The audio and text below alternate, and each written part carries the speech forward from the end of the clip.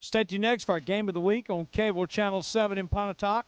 Thanks to all of our fine sponsors sponsoring Warrior football this year on Cable Channel 7, the 2000 campaign.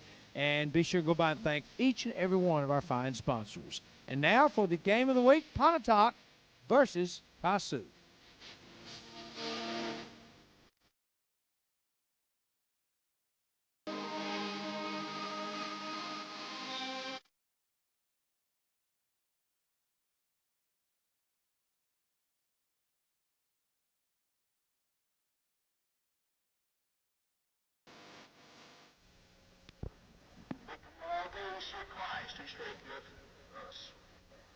Heavenly Father, we pray tonight as we serve here that we might live soberly and righteously and godly in this present world.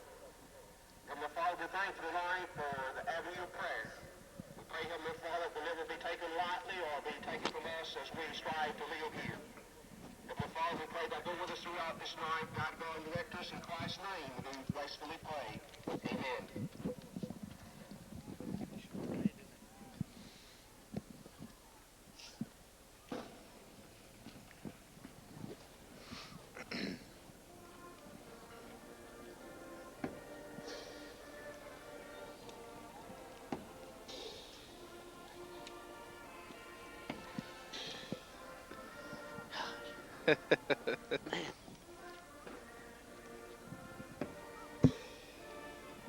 What do you think the score will be, Patrick? Was it 2 years ago they beat us pretty bad up here? 31-0. Yeah, last year we won what? 20-14. Yeah. They had the ball at the end. Pretty close. Yeah, had a chance to win it. They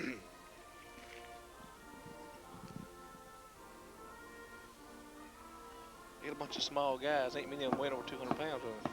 That don't matter. No. They got one guy, though, 6 foot, weighs 306 pounds. Did you guys see that in the Clarion Ledger today? They had a guy at Jackson Provine, is a junior, 6'7", 360. Man. He's an offensive tackle. His daddy is a head coach at Provine. His name's Willie Collins, and he's a junior. You know, the Provine's turned him out in basketball for Ole Miss. You know?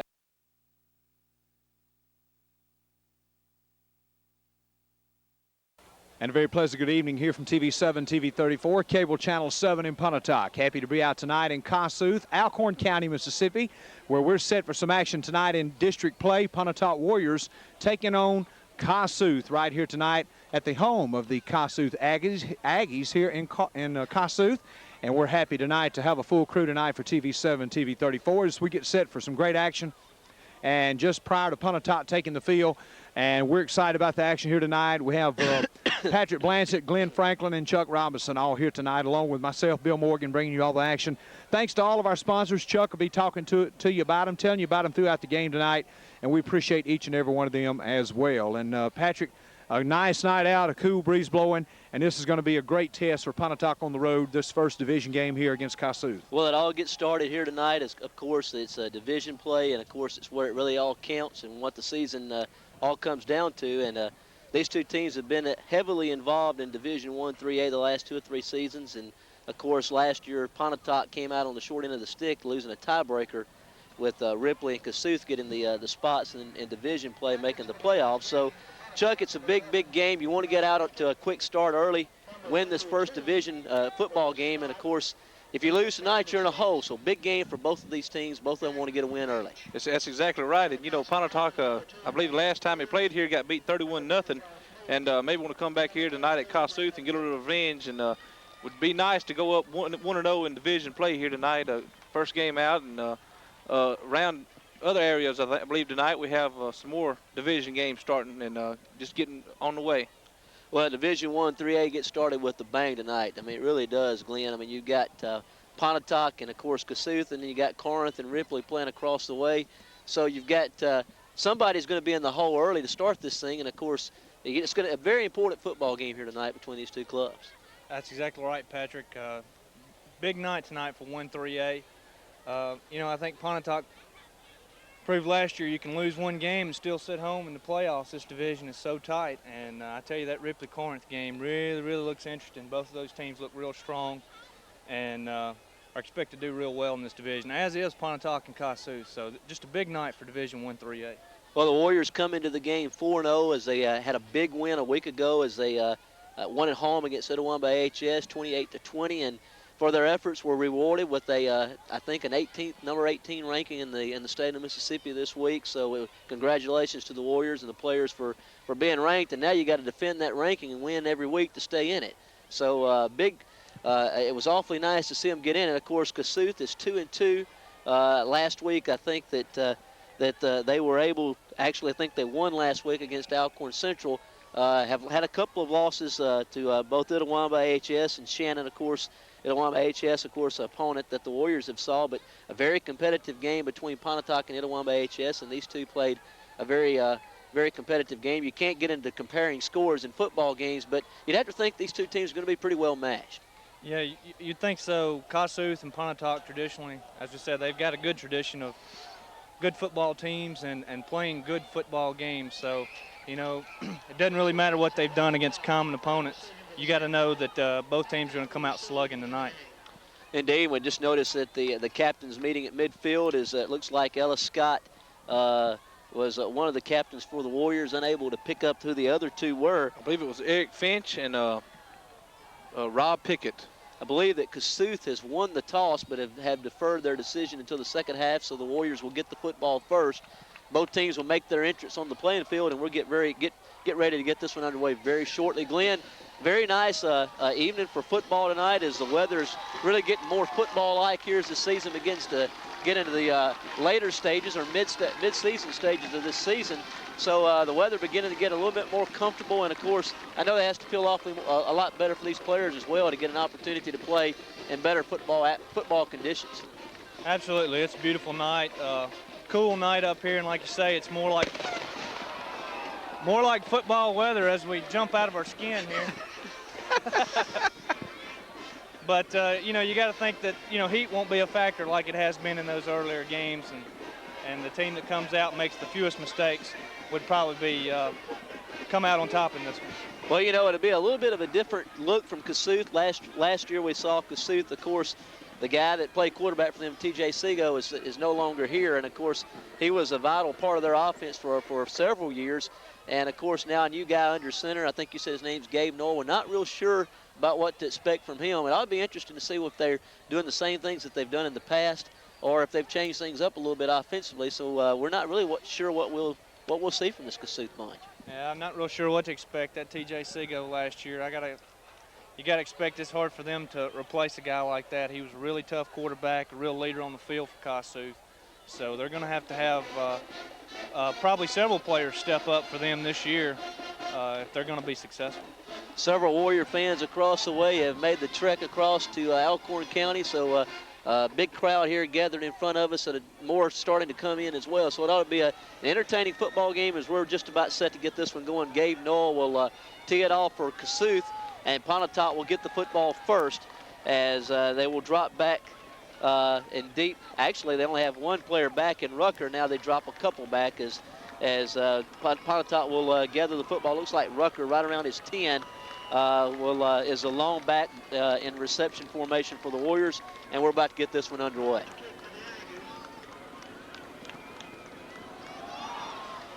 Kicks a sky kick, and it's going to be received right along the 20-yard line up to about the 28, 29-yard line. On the return for the Warriors appear to be Josh Graham, and the Warriors will set up shop 1st and 10 from their own 29-yard line as the Warrior offense will get their first crack at the football here to begin this game.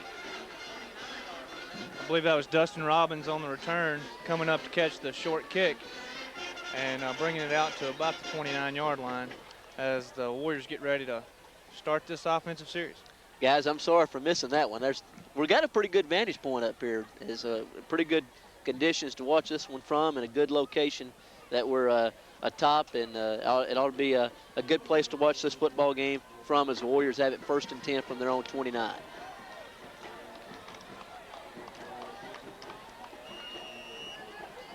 Jason McBride will check in at quarterback as Ellis Scott, Dedrick Clark will be in the backfield behind him is actually Dedrick Clark goes into the slot formation or wing formation to the left and will come in motion from left to right, and they give it to Big Ellis Scott on the dive play.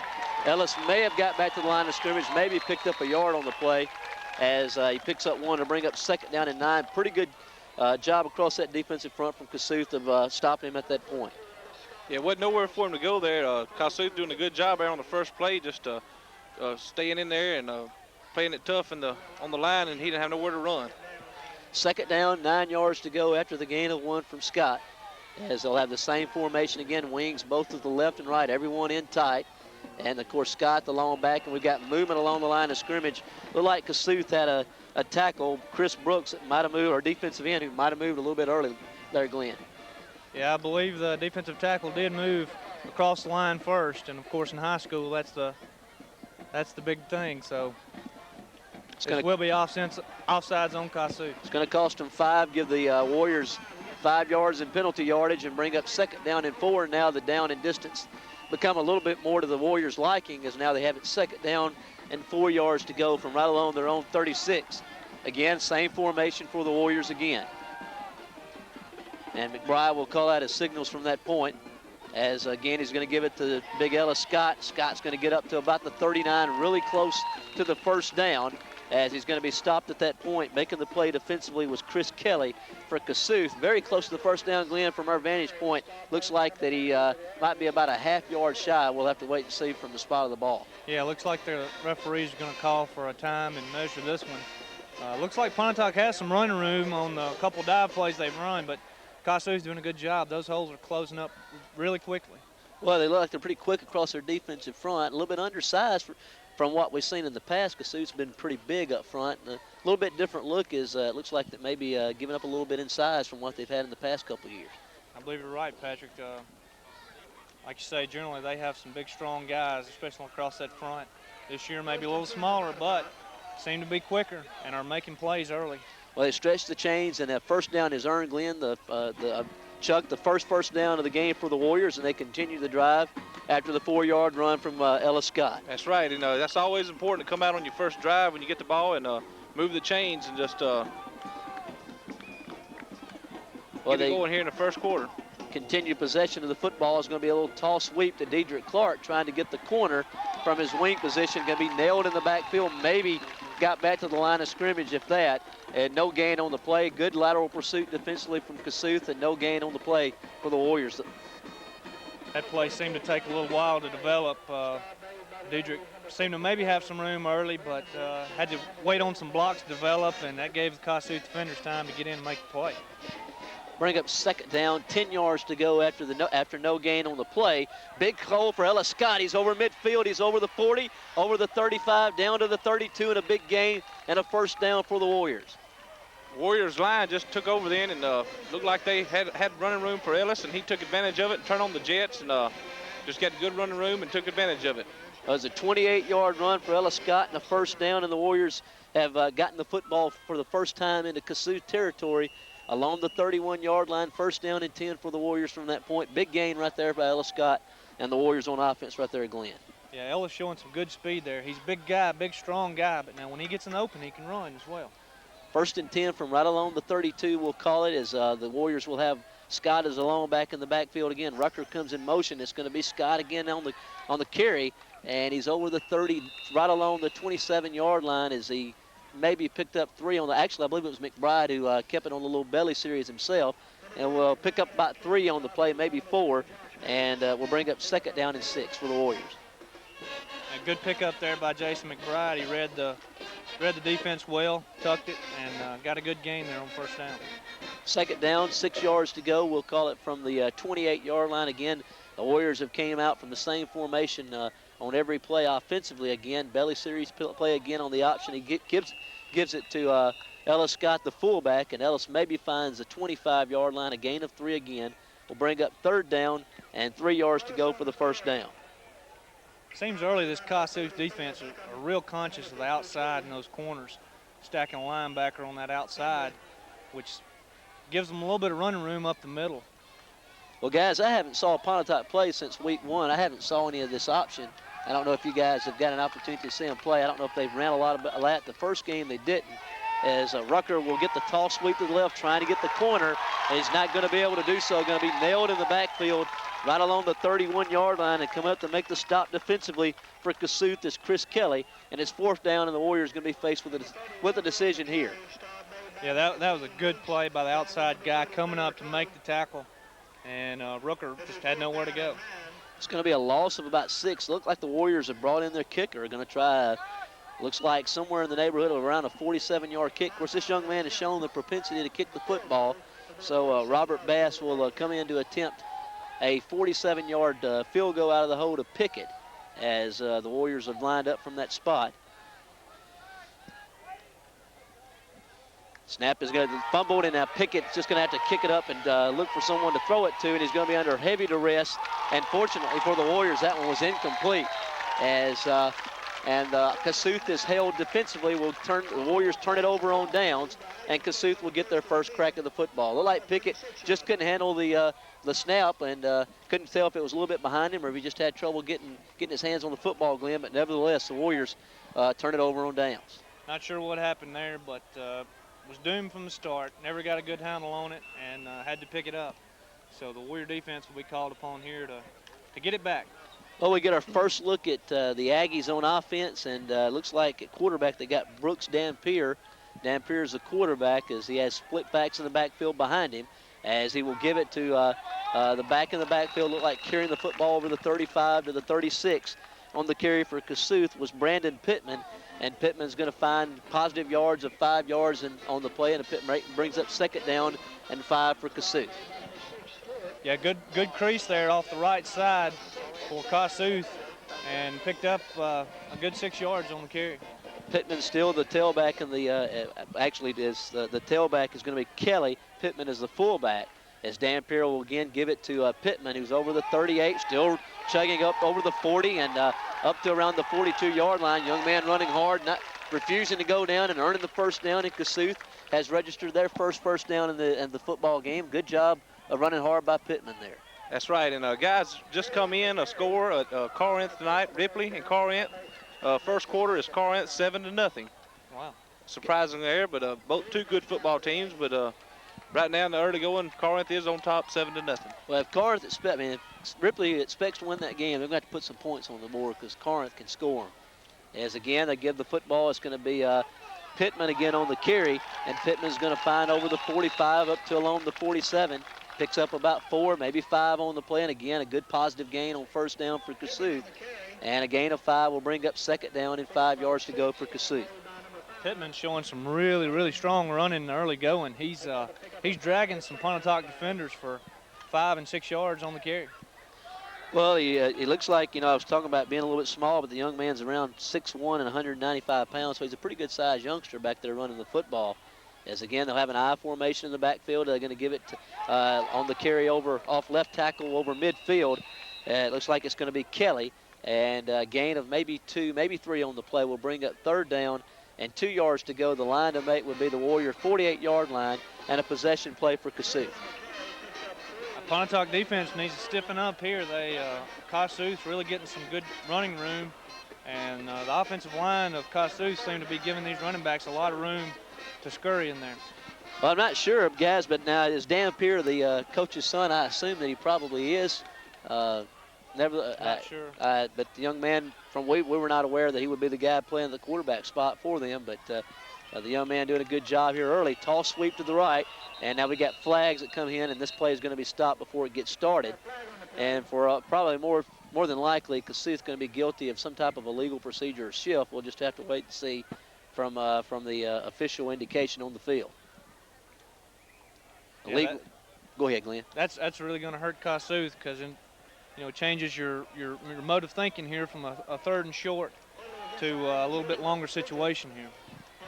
Yeah, instead of 3rd and 2, now it's 3rd and 7. So down in distance have changed a little bit right here. Your change in play selection maybe changes a little bit as well. Kossuth now faced with a long yardage situation as they have now break the backfield, as they'll have the long back in the backfield. Now timeout being called by Dampier. We're going to take it with them, and we'll return after these messages.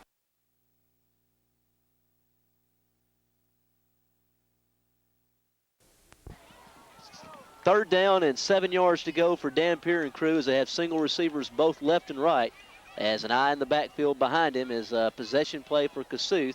And looks like that they run a little option play as they give it on the option and on the carry over the 45 to the 48. Looked like, I thought it might have been a little bit of movement in the backfield, but nothing called. And nevertheless, it will bring up 4th down as he's shy of the 1st down. Kossuth going to be forced to punt. Brian Rucker does a good job coming up on the outside there, and Kossuth had room to run again, but Rucker comes up and closes quickly and makes the tackle. You know, we've seen Winter back here receiving punts, already returned some for a touchdown this year. So maybe we get to see something here as Kossuth punts for the first time tonight. Well, guys, the only time I got to see him play was against Bruce, and he put on a show that night. And I don't know what he's did since, but he had a phenomenal game that night. And, of course, I hear that he's had a good year. He's done real well all year. Pretty good punt as it's going to be Winter. He's going to take it in at the 18, and he's trying to find a seam to run through, and he gets back maybe up to the 19-yard line. Looked like he had a hole that might open up there momentarily, but it closed pretty quickly as he was looking at that daylight, I noticed. But good job on special teams right there by Kossuth, and they spill him right along the 19, and the Warriors have it 1st and 10 from their own 19. As we've said before, this Kossuth team showing some quickness because it looks like they've had lanes both offensively and on this punt, but they close quickly. And Chuck, let's get some of these sponsors in right quickly, if you can run down that list a little bit for us here if you can. All right, tonight on the Pontotoc and Kossuth game, we have sponsors from Pontotoc. Is Tudor Funeral Home of Pontotoc, Jackson Implement and Company, Greg Collins and all the men out there at Jackson Implement. Go to see them for all your tractor needs. Montgomery Drugs of Pontotoc, First National Bank of Pontotoc, JB's Quick Stop, Russell Oil Company, People's Bank, Hangouts Daycare in Pontotoc, Ken Dillon Insurance, Pontotoc, OneCallIncorporated.com in Pontotoc, Daffodil Flowers and Finery, CNR Cattle Company of Pontotoc, and I know a little bit about that. Springer Discount Homes of Houston, Pontotoc, and Woodlands, Stegall Ford, Pontotoc, Classic Exteriors, Professional Vinyl Siding Installation located in Houston, Hunter's Holler of Oxford, We'd like to thank these fine sponsors for allowing us to bring high school football action to you. They're so good, and of course, allowing us to do so as the Warriors have it 1st and 10 from right along their own 19-yard line as they've got 81 yards of real estate in front of them. Both teams kind of filling each other out here early. Warriors have had the football with pretty deep penetration on their initial possession, but came up empty. We'll have it again for a second time. And it's going to be White over the carry, over the 20, up to the 24. Good carry right there by James White. And a gain of 5 will bring up 2nd down and 5 yards. Young man that's shown us that he can run the football a little bit. That's right. He's got good speed and showing some strength there as well as he got probably 2-3 yards there after contact, making a good 5-6 yard gain. 2nd down and 5 as the Warriors will have it from that point. Again, White still the lone back in the backfield. Rucker is the wing to the right. They have a wing to the left again. And again, it's going to be White off right tackle, and this time going to find real near the 1st down. It looks like he's going to have it just over the 29 up to around the 30-yard line. I think the Warriors have earned another 1st down. And again, a good carry again by White, and a good job of opening up an avenue for him to run by that offensive line. One of Pontotoc's strengths, I think, this year is they've had such a stable of running backs. They got a lot of guys they run from that tailback and fullback position, and keeps those legs a little bit fresh in the later quarters. They'll bring up 1st and 10 for the Warriors as they'll run a little tall sweep to the right. White over the 35 up to the 38, eludes a guy at the 35. Good pickup of 7 or 8 yards on the play, and a good carry on 1st down again for James White. Yeah, McBride stepped out on a quick pitch type run off tackle, and White had room to roam there and does a good job on the run. We'll bring up 2nd down and 3, and a good pickup on 1st down. Makes things a little easier for you on to make that play call right here, Chuck, when you got short yardage situations. Big hole, Ellis Scott's over the 45. He's in the secondary over the 45 down to the 43. And a 1st down and a big play again by Ellis Scott on offense as he gets the football deep into Kossuth territory. Got to be a frightening experience for a defensive back when you got that big guy in front of you. Exactly. I tell you what, as big as he is, I think he weighs like 230 and runs hard and strong. And, you know, especially if you're a smaller guy, you kind of hate to see him come. Well, that's a gain of 19 for Ellis and a 1st down. And the Warriors again have it in Kossuth territory for the second time in the game. Again, the same little toss sweep to the left here as they have it set up to White. And White maybe finds a couple of yards. The Warriors showing maybe a little bit of a new quirk in their arsenal. Guys, I haven't saw them play in a while. They maybe have ran that play a little bit, but has worked successfully for on the first couple of plays in this drive, this time only for a couple. I believe James White there was a little bit off balance and lost his footing maybe and stumbled forward for a few yards, but bringing up a second down and long.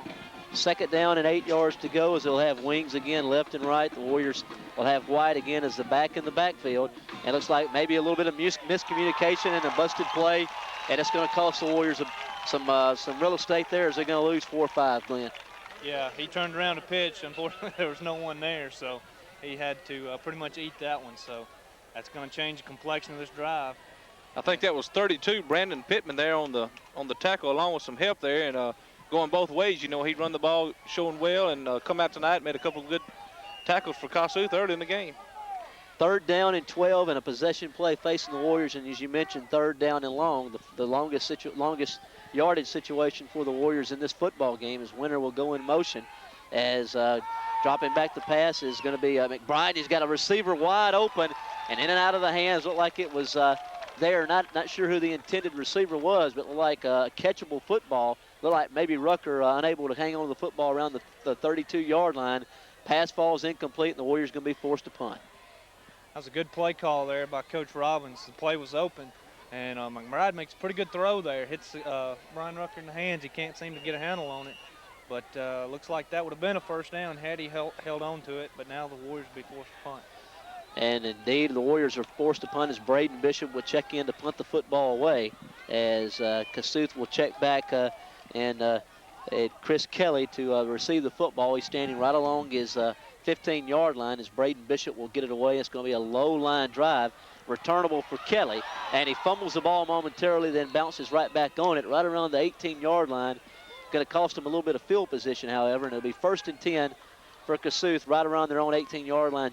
Like you said, Glenn, that was a good little play action maybe as he held the football back and did a good job of disguising the football and had the receiver open. Maybe it let him a little bit too much, but it was definitely a catchable ball.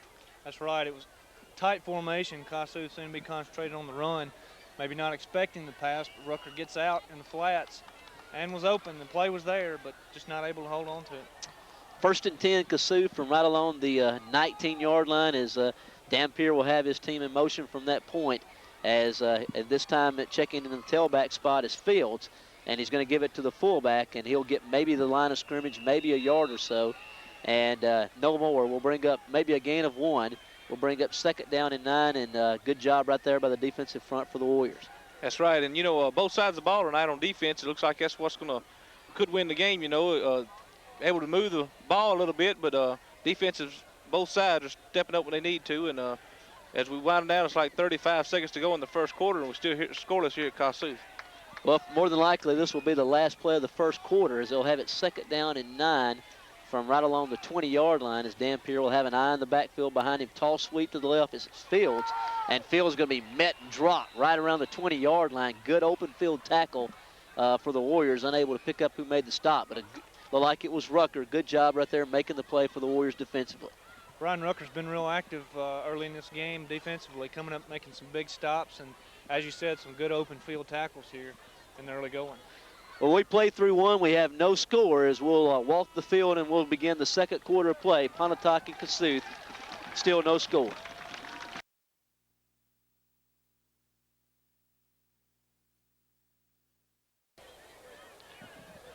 And we begin the second quarter of play, 3rd down and 9 facing the Aggies. They have single receivers left and right as Kelly is alone back in the backfield behind Dampier as he'll have the long back in the backfield, looks upfield and throws the football across the middle. Looked like he had it intended for his tight end, Josh Meeks. And Meeks, of course, a little bit overthrown and incomplete.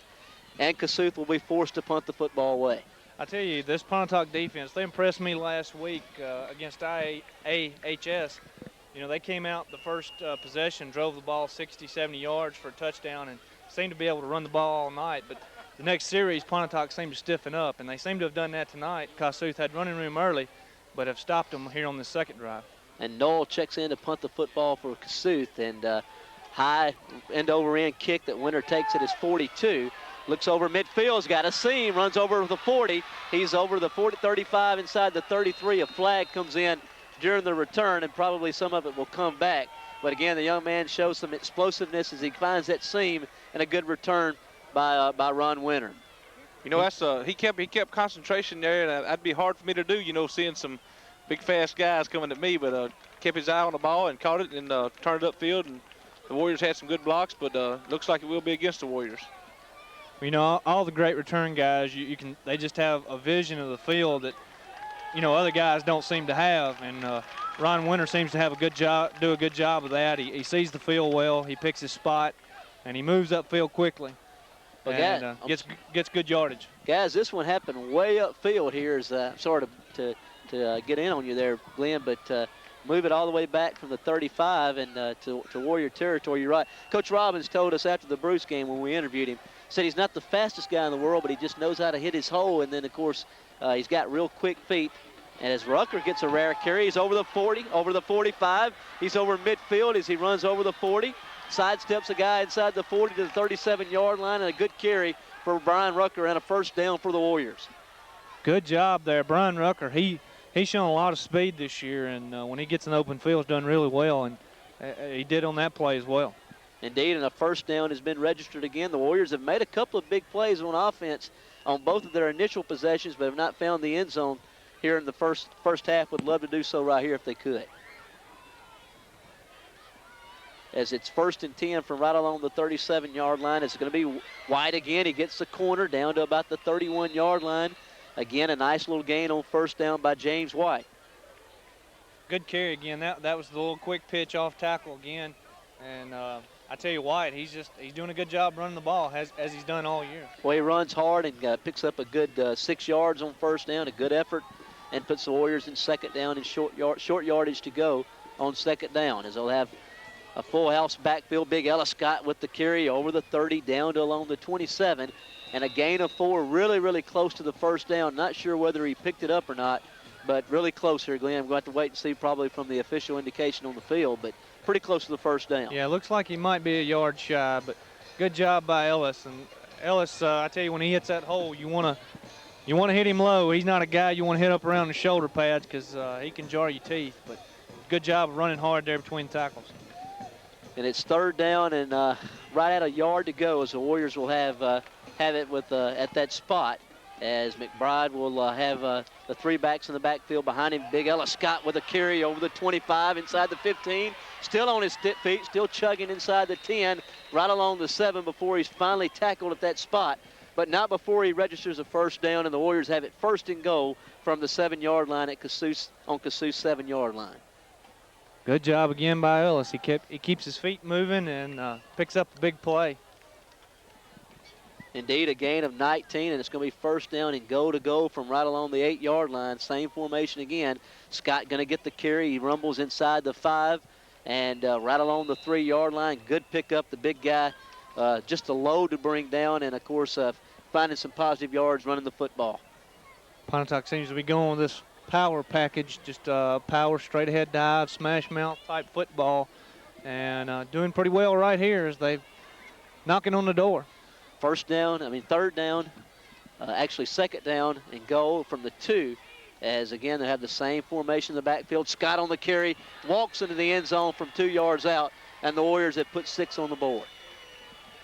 Pontotoc seems to be using a little bit of that size and strength to their advantage. When you get down in those short, tight situations, you just kind of load up and go right at them and see who wants it a little bit more, and Pontotoc successful on that drive.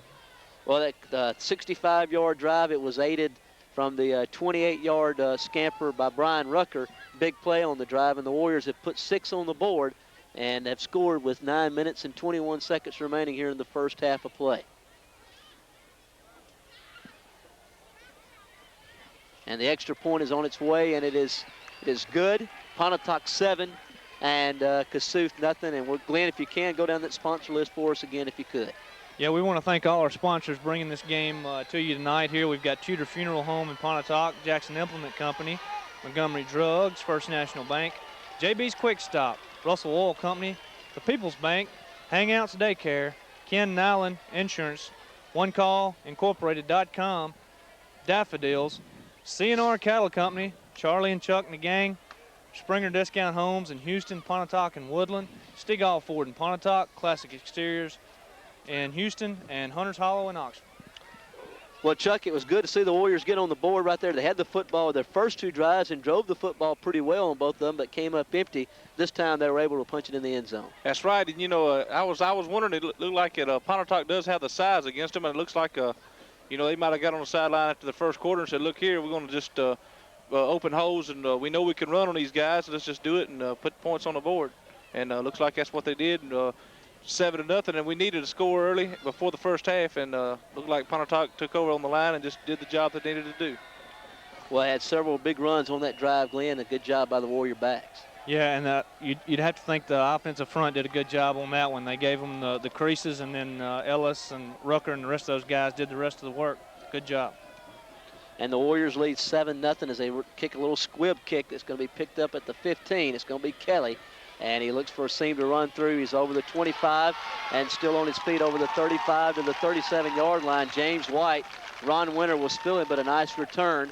And the Aggies will have it 1st and 10 from their 39. I tell you, Pontotoc does have the size advantage, but one thing you know, these Kossuth kids are tough. You know, they are year in, year out, so they're going to battle back here, and you know they're going to fight back strong. Well, you're right. This has been a good football team, and, of course, the last couple of 3 years have turned this thing around and been pretty competitive, Glenn. That's right, and they're just, you know, hard-nosed, and you know you're going to have to battle for 4 quarters when you play them. Dampier will have an eye in the backfield behind him as he will have Fields as a tailback and have single receivers left and right. As Knoll is a receiver to the left, he throws a little pass, a little slant in the middle of the field, and quite frankly, that one like is in and out of his hands. Not sure if the Warrior DB got a hand on that one or not, but nevertheless, incomplete will bring up 2nd and 10. I believe some of the Kossuth fans here think Mr. Hall got there a little bit early, but it seemed to be a good play from this vantage point. He broke on the ball, and I don't know if he got a hand on it or not, but made a good break on the football. 2nd down and 10 as they'll have an eye in the backfield behind Dampier once again, and receivers both left and right as run a little bit of a delay to Fields, and Fields maybe gets back to the line of scrimmage, might have found a yard on the play, maybe picks up one, will bring up 2nd down and 9 for the Aggies. Good job by the defensive front of Pontotoc. They close quickly and make a good tackle right near the line of scrimmage, putting Kossuth in 3rd and long here. 3rd down and 9 yards to go, and the Warriors would like to get this football back, put their offense back on the field. And, you know, they have to have a little bit of confidence after putting one in the end zone. Would like to get their hands on the ball again with Kossuth facing a 3rd down in a long yardage situation. They'll have the one back in the backfield. They'll put twins on both the left and right sides. And the long back in the backfield as Dampier will drop back to throw. Has his pass completed to Knoll over the 45. And a good job right there, looked by Dedrick Clark, of maybe keeping him from getting the 1st down. Looked like the young man was going to lunge forward and get it. Dedrick did a good job of knocking him down right along the 46. Very good job by Dedrick. The guy was right within a couple yards there. Had room to run, and Dedrick gets his hands on him, keeps him from crossing that line, and brings up a 4th down situation. Looks like Kossuth's going for it. 4th down and 2, and they're rolling the dice early, and maybe they're just going to try to get the Warriors jump off side. Just a long, hard snap count. Now they call the timeout indeed. Trying to get the Warriors to jump off sides unsuccessfully, and the Warriors will force them to punt. Good discipline there by the front. Keep their eyes on the football and don't jump at the cadence and the hard count. And you think Kossuth's going to go ahead and punt the ball here, but they're going to discuss it. Timeout on the field, and we'll take it with them.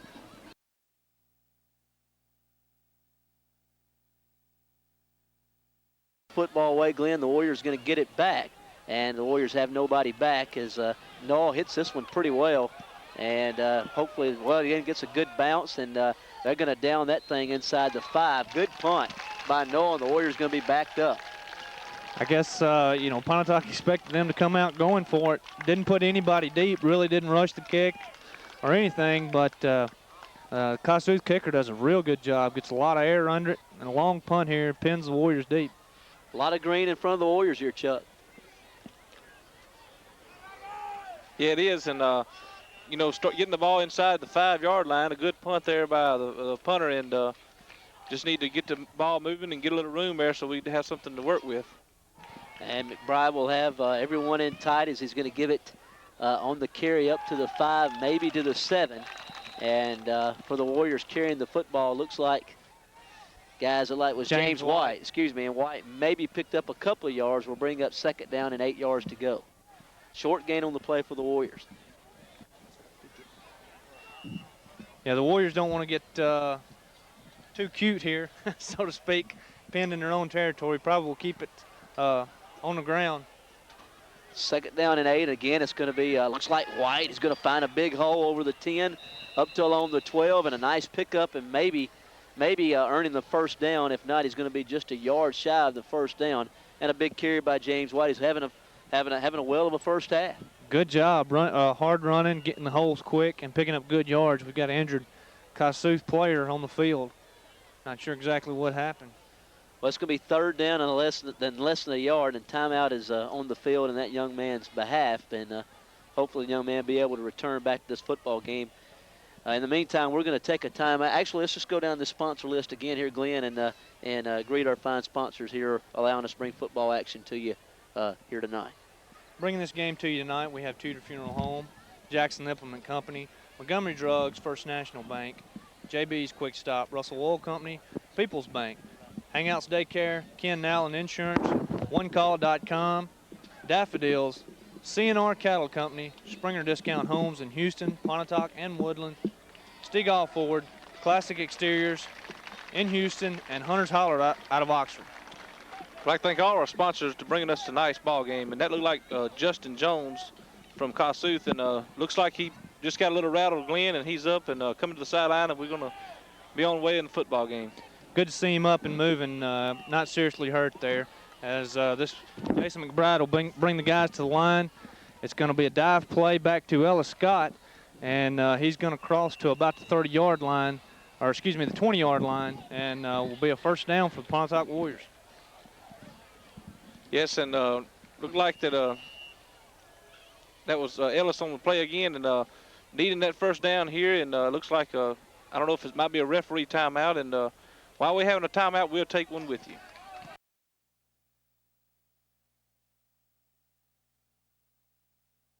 '19, and now we've got movement everywhere. It looks like that this is going to be the Warriors clapping, thinking it's offsides against the Aggies. We'll have to sort this one out. Looks like they're walking that way, Glenn.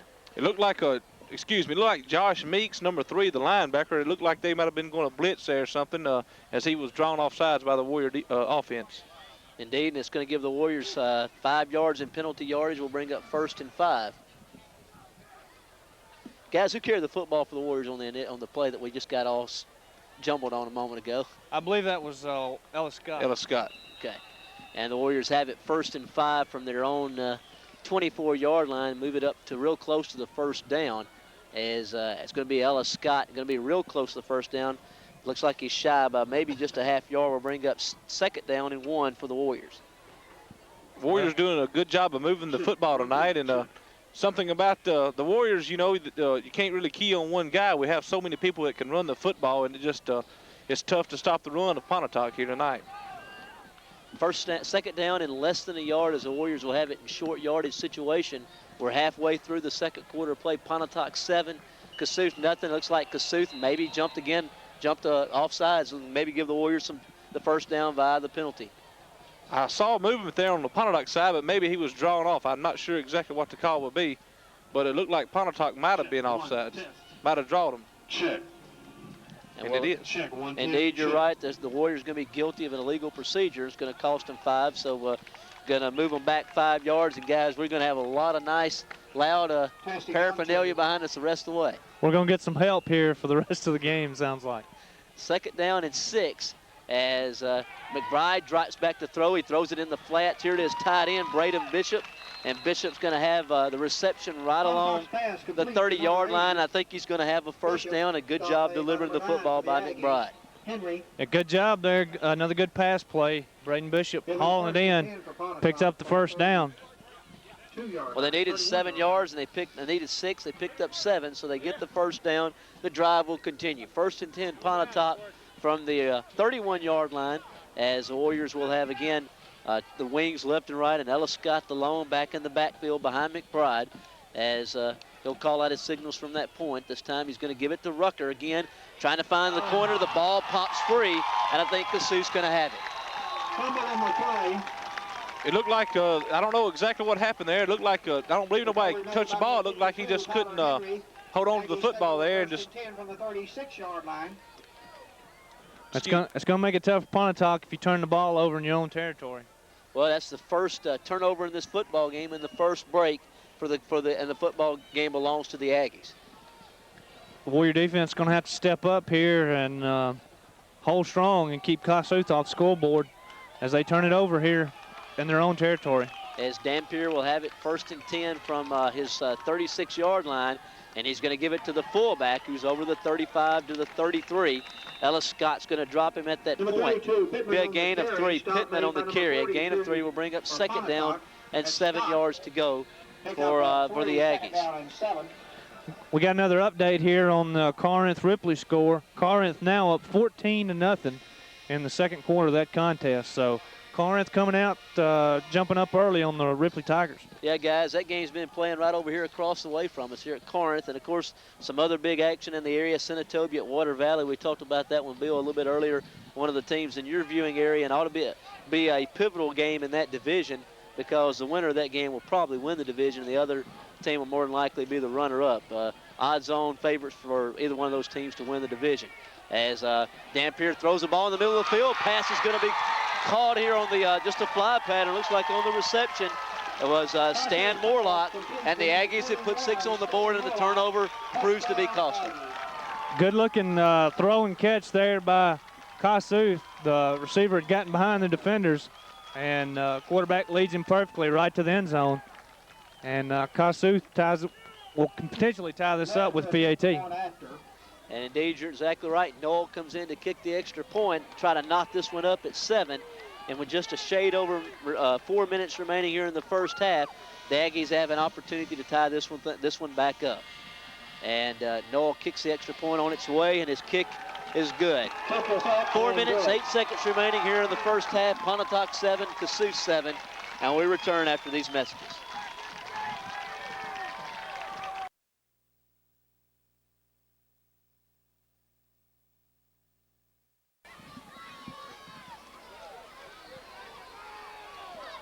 And Robbins will take it in at his 12. He's over the 20, finds the sideline, over the 35, up till on the 37. Nice return by Robbins, and the Warriors get good field position.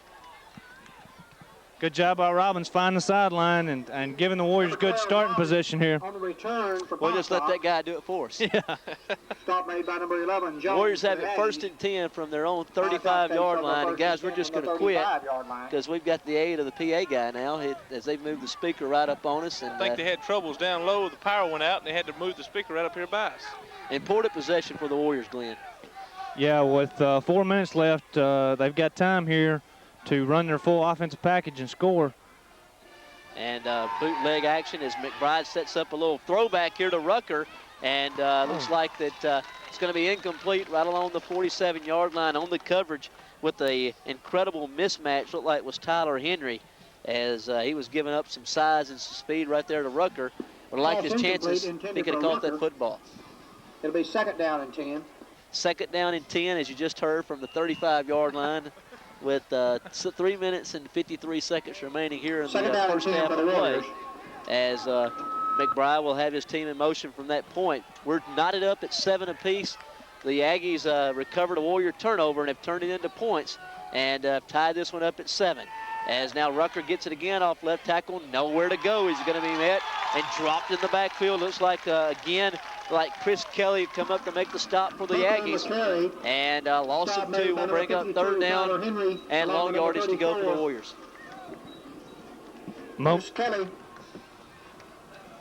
Momentum seems to be swinging here, aided by that fumble recovery, and Kossuth takes it down, scores, takes a little momentum on back. And it's 3rd down and 12 for the Aggies. For the Warriors. Lost my train of thought. Third down, 12 for the Warriors as they'll have it from that spot. And a big play right here facing the Warriors, and McBride's going to ask for a timeout. And, guys, we'll just take it with them. We'll return after these messages.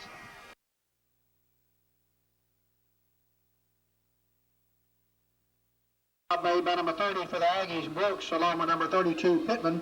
Hopefully maybe some kind of personal foul. We hope. The Warriors really need something to swing the tide, Glenn. It is a face mask on Kossuth.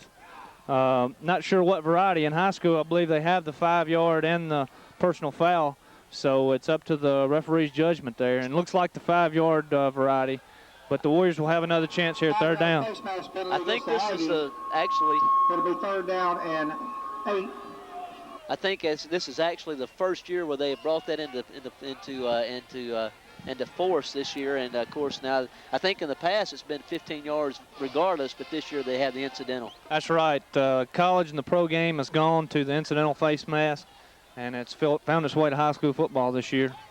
Indeed, Winter will be the near side receiver to the right as they'll have Scott, the long back in the backfield, and Winter looked like he lost his footing momentarily. Now gets up and gets it back to the 40, 41-yard line.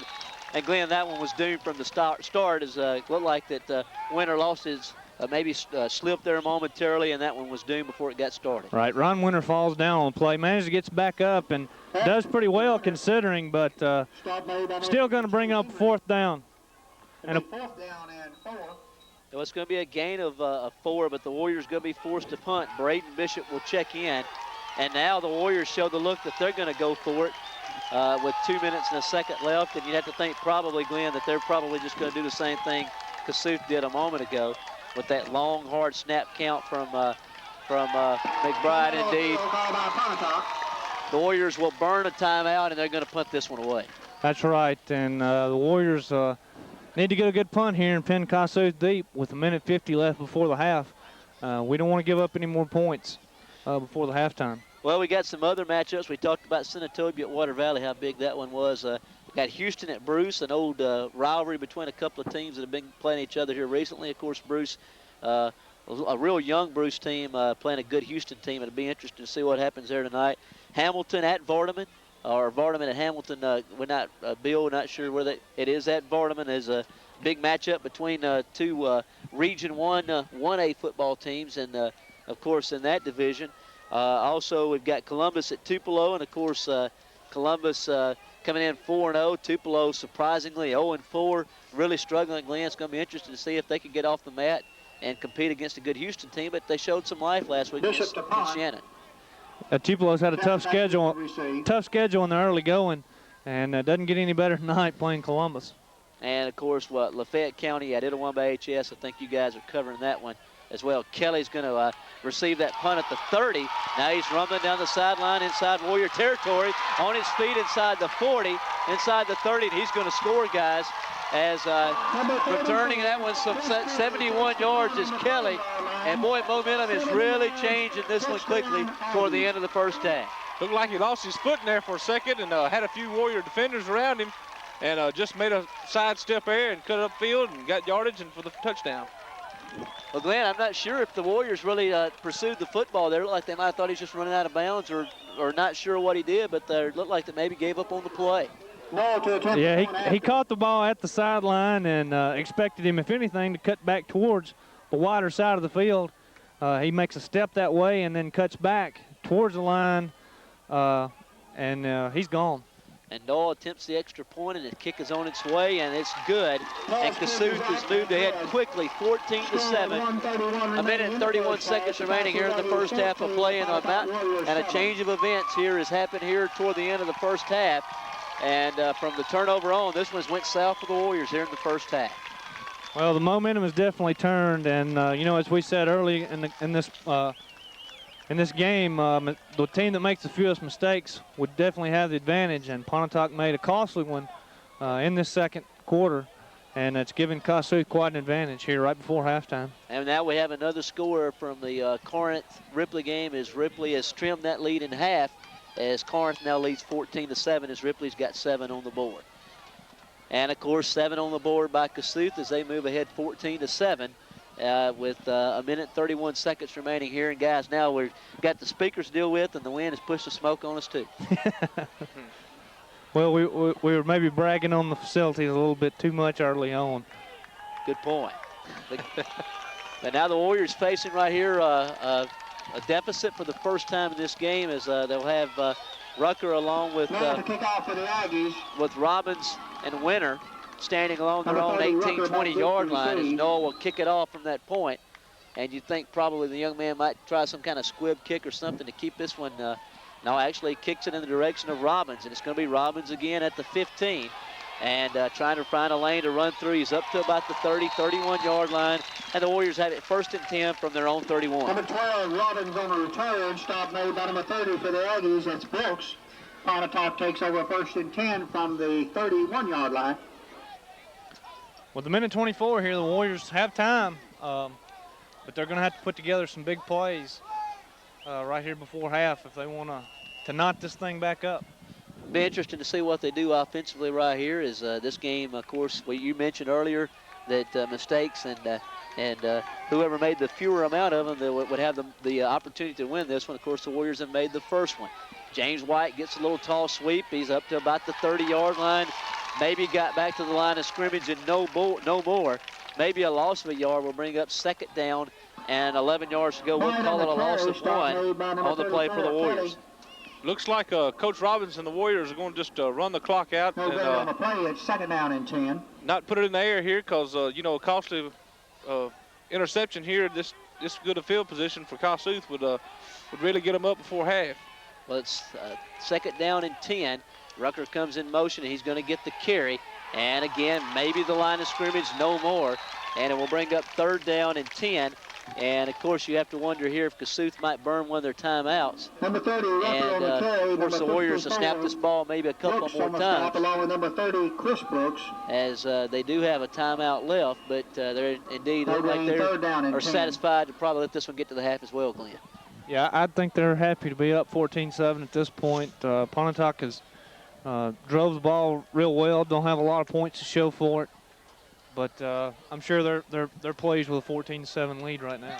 And this will be the last play of the half, or for all intents and purposes. You have to think the Warriors will run the football right here and bring to the end the first half. And the ball's free again. Looks like the Warriors alertly drop on it. The flag flies in. I think the Warriors may have had too many men on the field, couldn't get one of them off. Humble on a play, recovered by number 1, McBride. Have a flag on the play also. Yeah, Brian Rucker was hurrying to get off. I'm not sure that he quite did. So that's going to be an illegal procedure penalty on the Warriors. Indeed, and of course it's going to cost them some yardage. And Kossuth here, the Warriors will be forced to. They actually do decline it. Substitution So the Warriors declined. It's 4th down. have it 4th down here. You're going to have to snap it here. 13. Boy, you got to be kind of careful here and be sure that you pick that football up, run around a couple of seconds and bring this one to the end of the half. That's right, and it looks like Kossuth's going to take a timeout. And we'll take one with them. We'll return after these messages.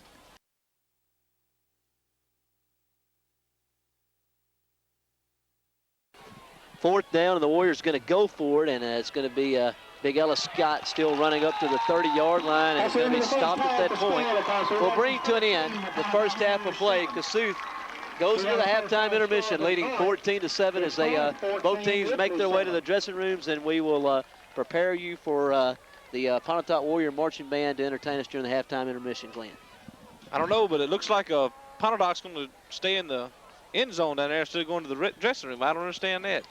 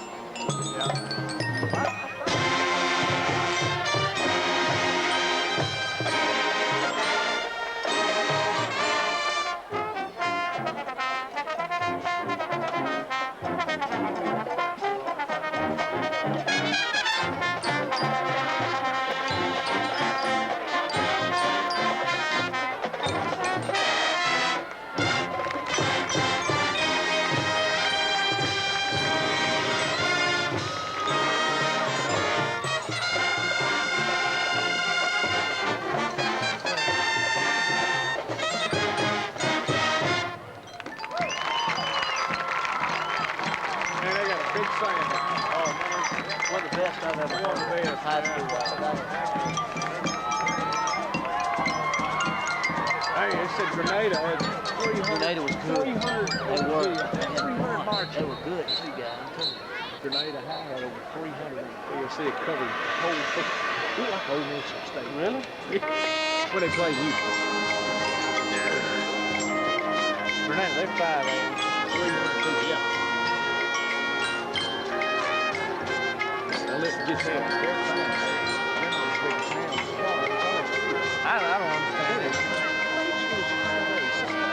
Yeah. Oh, it's a big place. I think somebody ain't counting. There ain't private schools out there.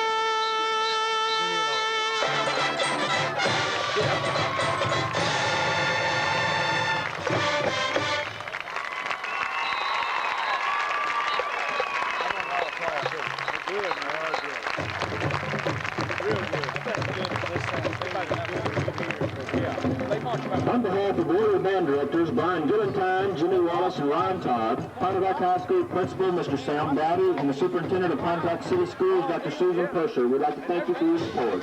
Yeah, sounded better. Yeah. They sound good.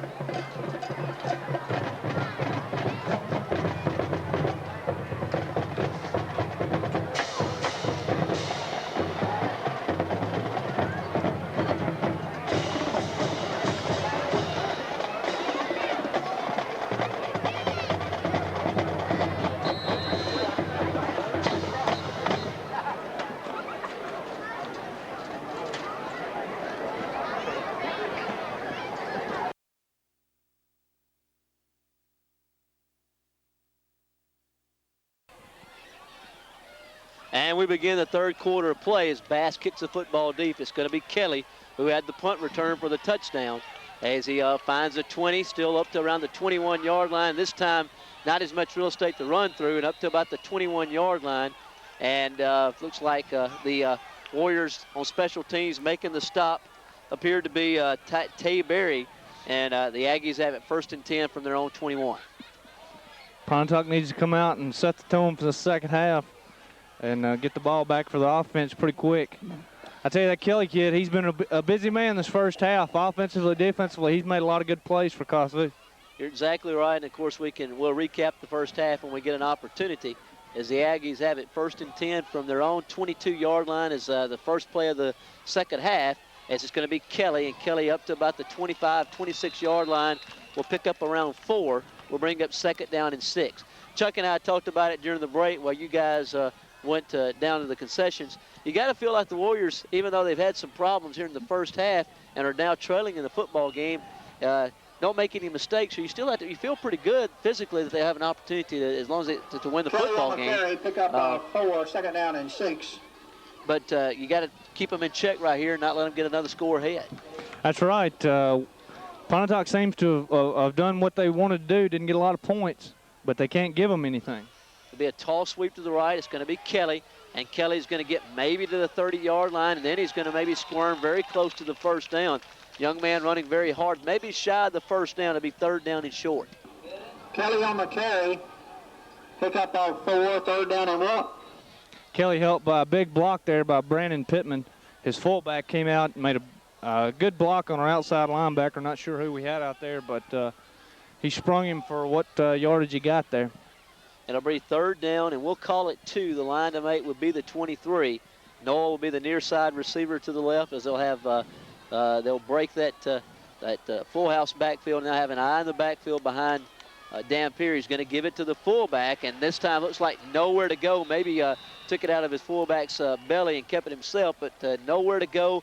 And the Warriors are going to get this one, are going to force Kossuth to punt. That's exactly what you want to do, force it to punt and get that football back. No gain on the play. It's 4th down and 2. Good penetration there in the middle for the Pontotoc Warriors, and the quarterback turns around. He doesn't have anywhere to go with it. If he keeps it or he hands it off, either one. Pontotoc penetrated and really shut that play down as Kossuth will be forced to punt.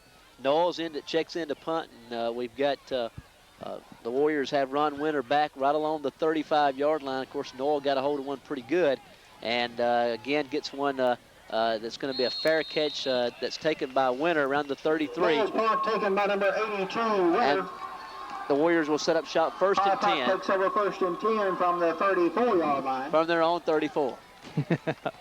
Good call there, Patrick. Good punt there by Kossuth. That guy's made some good punts here, and pins the Warriors back as they get ready to start this opening drive of the second half. 1st down and 10 for the Warriors from right along their own 34, 33-yard line as Ellis Scott, the long back behind McBride. Warriors would like to get points on the board and knock this one back up. And it's going to be big Ellis Scott over the 35 to the 37-yard line. And, guys, Ellis picks up 4. Didn't mention, guys, any statistics in the number first half. 32, Scott on the carry. Stop made by number 52 for the Aggies, Tyler Henry. But Ellis had a good first half. Yeah, he did. Had some big carries, some long runs for the Warriors, and got quite a few yards. Again, the Warriors will give it to him, and this time he's going to find the 40, still chugging forward up to about the 41. It'll be 3rd down and 3, and a gain again of some 4 yards on the play. We'll call it 3rd down and 2. Yes, and Warriors really needing to keep moving the ball and get those chains to move it. Number 42, Scott on the carry. Stop made by number 3, Meeks. It'll be 3rd down and 2. Down 14-7 here, and really need to put some points on the board and get this ball game back in their hands. Possession play facing the Warriors. They have it 3rd down and 2 as McBride will have the 2 backs in the backfield. He's going to have Dedrick Clark behind as well. Ellis Scott getting a lead block. I think Ellis needing the 44. Don't know if he got it. It's going to be awfully close. Looks like Kossuth had 8-9 guys in the box there, so they weren't thinking pass. Scott on the carry. Stop made by number 54, Brandon Brooks. And number 52, Tyler Henry. Ellis able to get some yards there, and this brings up an interesting situation. 4th down and less than 4th and short. Rule of thumb is you don't go for it in your own territory. Of course, they're right here close. It looks like they're going to do it. Well, it looks like they're going to roll the dice. 4th down, less than a yard to go for the 1st down, and the Warriors are indeed going to go for it. Everyone in tight for the Aggies. Everyone in tight for the Warriors as well. And it's going to be Ellis Scott. Big hole. He's over midfield. He's inside the 45 down to the 38. And a 1st down, and something that you see quite a bit when everyone's in tight. That's right. When you get that many guys on the line of scrimmage, if you can break that first line of defenders, it's open field after that. 1st down, 1st and 10 from the 37-yard line.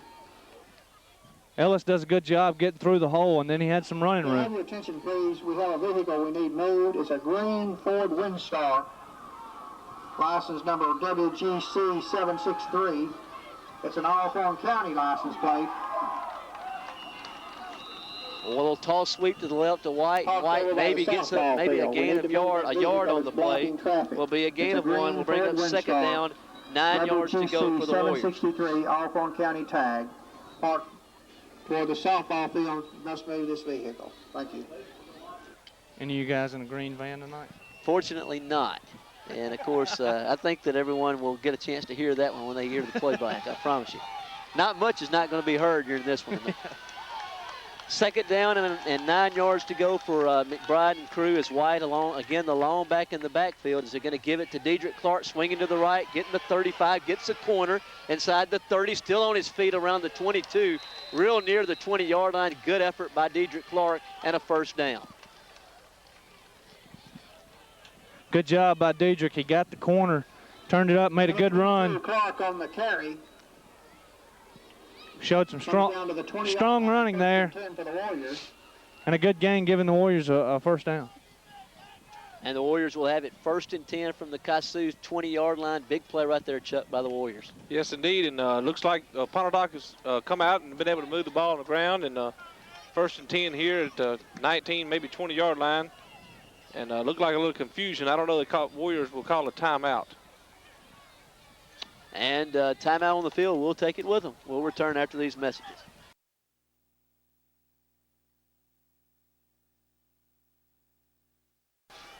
First down and 10, Pontotoc from the Kossuth 21-yard line as the Warriors knocking on the door. And their initial possession here in the first half is we've almost taken out half the time in the third quarter of play. As it's going to be actually on a little fake give. It's going to be McBride carrying it inside the 10, down to the 9. A good job on the option play, calling his own number, Chuck. Yes, and linebackers there. McBride on the carry, stop made by number 44, Josh Beckham for the Aggies.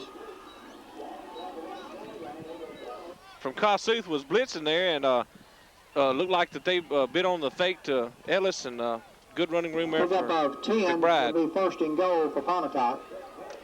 First down and goal to go from the 9-yard line as the Warriors have it on the Kossuth 9-yard line as Ellis Scott, the long back in the backfield. He's going to get the carry. He's going to find the end zone, and the Warriors have put 6 right back on the board. The guys, exactly what you wanted them to do. Good job by the Warriors. Ellis picking up a lot of real estate there on that carry, getting the touchdown. And Pontotoc really comes out strong on this drive and does really what they need to do. They eat up a lot of clock, but they take it in for the points and tie it up here and maybe wear on that Kossuth defense a little bit. And Robert Bass in to attempt the all-important extra point right here to tie this one up. And you have to feel good about the Warriors on this initial drive here to start the second half. And Bass gets his kick up on the way, and, of course, it's up, and it's good. Big kick, and the Warriors have tied this one up at 14. And timeout on the field will return after these messages from our sponsors.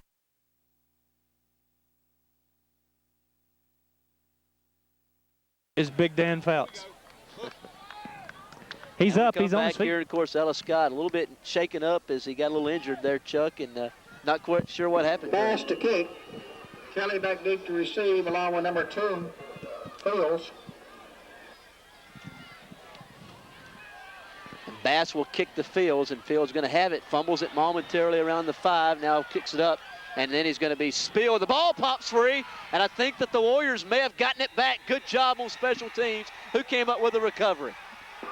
Looks like 45. Is that Barry? Yeah, indeed, it's Tay Berry, and Berry recovers it, and a big play on special teams for the Warriors. Looked like he just got downfield real good, and like I say, the man was fumbling the ball right off the beginning, and looks like he stripped the ball and then recovered it himself. Good job by the special teams here. This could be a big spark for Pontotoc, just as the fumble was for Kossuth in the first half. This could turn the complexion of the game again. Indeed, the Warriors will have it first down and just inside the 10. So it'll be first down and goal from the 9, and Ellis Scott is back on the field. So fortunately, looks like he's all right and able to continue as he's going to get the carry. Going to go off left tackle. He's going to get very close to the 5-yard line, and going to be a pickup of 4. We'll bring up second down and go. Ellis seemed to be favoring that leg just a little bit there. Maybe he didn't hit the hole quite as hard as he normally did. But Scott on the carry. Still gets 4 yards on the carry. And the Warriors knocking on the door here.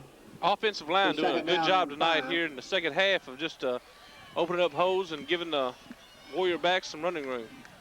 Second down and goal to go as the Warriors will indeed have a same formation. They're going to give it to Scott again, still turning forward and plunging in to the end zone for a 5-yard touchdown, and the Warriors have moved ahead. I tell you what, Ellis Scott is a load. He Goes into the end zone. can really carry the mail. I tell you, 5:23 remaining in the third quarter. he had guys hanging on him right and left there, and he takes it on into the end zone for 6. And the Warriors have moved back ahead, and Bass will come in to attempt the extra point. And boy, Lady Mo has changed quickly for the Warriors here. That's right, and looks like the Warriors are going to take a timeout here. Maybe didn't have all their personnel on the field. And while we do that, we'll just go down that sponsor list if we can here, and we'll let Glenn go down that list of sponsors and before we get the extra point here attempted by the Warriors. Yeah, we want to thank all our sponsors bringing the game to you tonight. We have Tudor Funeral Home, Jackson Implement Company, Montgomery Drugs, First National Bank, JB's Quick Stop, Russell Oil Company, the People's Bank, Hangouts Daycare, Ken Nallen Insurance, OneCallIncorporated.com, Daffodils, CNR Cattle Company, Springer Discount Homes in Houston, Pontotoc, and Woodland, Stegall Ford, Classic Exteriors in Houston, and Hunter's Hollow in Oxford. I want to thank all those guys, and go by and show them your appreciation for bringing the game to you tonight. And now Bass will get ready to kick the extra point once again as the Warriors have moved ahead 20-14 midway through the third quarter of play. And, of course, momentum's changing this one quickly, Chuck. Yes, it has, and looks like special teams have come up big on both sides of the football, of the side of the light for Kossuth and Pontotoc, and right now Pontotoc taking advantage of it. Bass's extra point is on its way, and it's good. Pontotoc 21, Kossuth 14, and we'll return for the kickoff after these messages.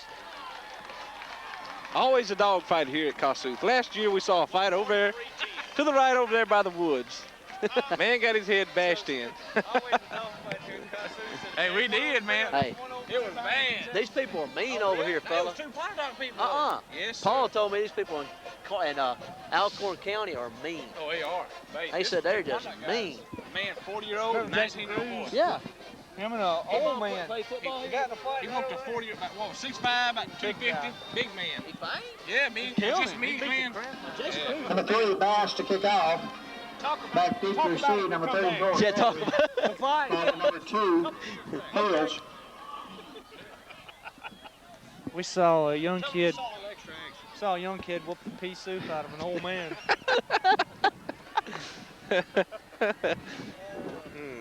He laid the lumber to him. Glenn was finna get it.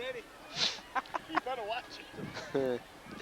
And Bass will kick it off as Kelly will anticipate it around the 5-yard line as Pontotoc has moved ahead 21-14. And this one is going to hit the ground and roll, still running free around the 18 as Kelly will get it at that spot. Again, gets the ally of the sideline. This time, fortunately, like Kevin Westbrook may came up to make the stop on special teams for the Warriors. Yeah, that was almost the same move he did on the punt return. Comes out to the 30. Fakes back towards the middle of the field and takes up the sideline for a pretty good little gain. First and 10 for the Aggies. Well, indeed, and of course, as they say, I don't know the old saying, fool me once, shame on guys. You're going to have to help me out on that one. But fortunately for the Warriors, able to stop them at that point, and now we have official timeout on the field. Well, let's just recap this first half, guys. I didn't get a chance to do that. Of course, the Warriors got on the scoreboard first to start this football game. Of course, as they scored on their third possession, the final 2 yards was a 2-yard run by Ellis Scott, culminating a 65-yard drive. The Warriors went up 7-0, and it pretty much stayed that way until the latter stages of the second quarter, where the Warriors turned it over on their own end of the field, the plus side of the field for Kossuth. Kossuth was able to take that turnover on the first play and score on a 33-yard pass, and tied this football game up at 7. And of course, they held the Warriors on downs the next time, and the Warriors, or not on downs, forced the Warriors to punt. And on the return, the Warriors yielded the points to Chris Kelly on a 65-yard return, and that's where we were at the end of the half, 14-7, with all the momentum in the favor of Kossuth. But the Warriors have came back to start the second half on their initial possession, got a quick score to tie it up, and then got the big break with a turnover, Glenn, and that's where we're at right now with the Warriors leading 21-14. Yeah, the Warriors have looked pretty strong really the whole game. I got to imagine they're dominating the statistics category, but it all matters what's on the scoreboard, and Kossuth's keeping it close. Little toss sweep to the left as Kelly trying to get the corner. He's over the 25 and going to be nailed at the 27-yard line, a gain of maybe a couple on the play. Brian Rucker coming up to spring him out around that point and stop him at around the 27-yard line. Brian Rucker's showing that he's a pretty good open field tackler here. He's made some big stops one-on-one here tonight. And Chris Kelly seemed to have some room to run. Brian Rucker closes quickly and makes a real good tackle. It'll bring up 2nd down and 9 to go for the Aggies at that point. As the Warriors defensively here, putting Kossuth in long yardage situation, as Noah will be the near side receiver, and I in the backfield behind Dampier. Kelly, of course, the tailback. 2nd and 9 facing the Aggies from this point, as it'll be a little fake toss sweep to the right, throws a pass in the middle of the field and complete to his tight end, Josh Meeks, and a good job on a little post pattern. Flag comes in kind of late here as well. We'll have to sort this one out, and it's going to come back. Yeah, we got a hold on Kossuth, and these Kossuth fans don't like it. Misdirection play, good-looking play. The slot guy was wide open, but it's coming back. That's going to nullify a fine first down effort for Kossuth, and of course, fortunately for the Warriors, going to cost them 10 yards from the spot of the foul, and it'll be second down all over, but second down. Against the Aggies holding, making second down and 20. Second down and basically 20 yards to go for the first down and a break for the Warriors. Big break, Chuck. Yes, it was, and you know, had the ball across midfield, and now sitting on their about the 15 to 16-yard line, and big break for the Warriors there. I believe that's the second time they've utilized that play using the tight end. And of course, this time the play comes back via the penalty route. Dampier, as the Warriors come with a little pressure, Mev came with a little bit of a blitz, and they're going to sack him right around the 10. Good play defensively by the Warriors. Kossuth has looked good tonight. The few times they have passed the ball, and right then the Warriors blitzing and getting back here on the quarterback, not giving him no time. I believe it was Neil Mays who came up and made the stop for the Warriors defensively. Glenn, big play right there for the Warriors. Yeah, good job. I think they were on a little bit of a stunt there. They get pressure on the quarterback, and you know, if he doesn't have time to throw, that's what it's all about. It's getting pressure on that quarterback when he drops back to pass, and a good job getting a sack there to pin them really, really deep here in their own territory. Third down and a long way for Kossuth. Third down and 25, and Dampier on the draw. It's going to give it to Kelly, and Kelly almost gets this one outside around the 20. Good tackle right there around that spot, and it's going to be short of the first down. It'll be fourth down, and the Warriors have forced Kossuth to punt. Good open tackle there, but I believe Rob Pickett, you know, if he wouldn't have made the stop, it looked like running room just wide ahead up in front of him. And Noah will check back into the game, and Ron Winter will as well for the Warriors, anticipating his punt. And the Warriors should get relatively good field position, Glenn. Yeah, they should, and Ron Winter will get a chance maybe to return one here. Oh, and it snapped over his head. Bad snap, and Noah alertly just knocks it out of the end zone, and the Warriors are going to get 2 on the board via the safety. Big break again for the Warriors. Well, looks like all the breaks are going Pontotoc's way this time with a penalty that nullified the long pass by Kossuth. Now the snap over the punter's head, and Pontotoc will get 2 points. Possibly good field position here. Looks like Kossuth is just destructing herself on the special teams here tonight in the second half here, Patrick. Exactly. Special teams have been big here early in the third quarter, and the Warriors have been very good on them so far as they've came up with the turnover on the return following their first touchdown here in the third quarter. Now they pick up the safety. Of course, that was all set up by the defense as they did a good job of pinning them back, and of course on their deep in Kossuth territory, and of course big break as that one snapped over the punter's head. Well, we've got a report from our friends up here that the score remains 14-7 in that Corinth Ripley contest. It's late in the third quarter, 14-7 Corinth. Well, guys, that one's kind of turned into a defensive struggle, it appears. We thought that would be an offensive, just firework type of football game with very good offense, a lot of real good skill players on both sides of both teams, and of course now it looks like that one's turned into a defensive struggle. Yeah, you would expect a lot more points than 14-7 late in the third quarter. You would expect both of those offensive teams to kind of light the scoreboard up, but it hadn't been true. Well, the wheels have came off here in the third quarter for Kossuth, and the Warriors need to continue to add a little bit of insult to injury and put some distance between them. Of course, the Warriors get the football back as Noel will tee it up at the 20, and it's going to be Robbins who picks it up at the 30, and he finds a seam, trying to find a seam to run through, and he gets up to the 37.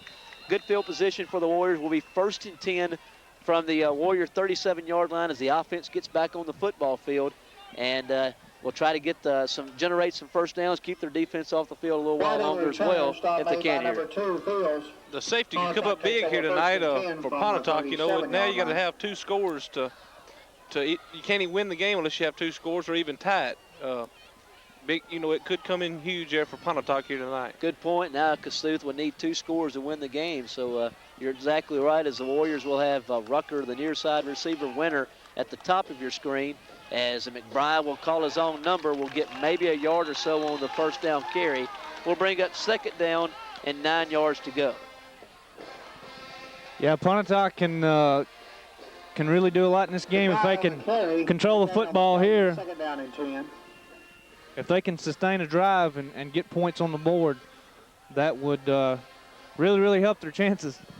Well, the Warriors have pretty much had the football the entire third quarter. You know, that's got to begin to really wear on this Kossuth defensive football team, and now we've got timeout. The Warriors have called a timeout, and we'll take it with them. We'll return after these messages.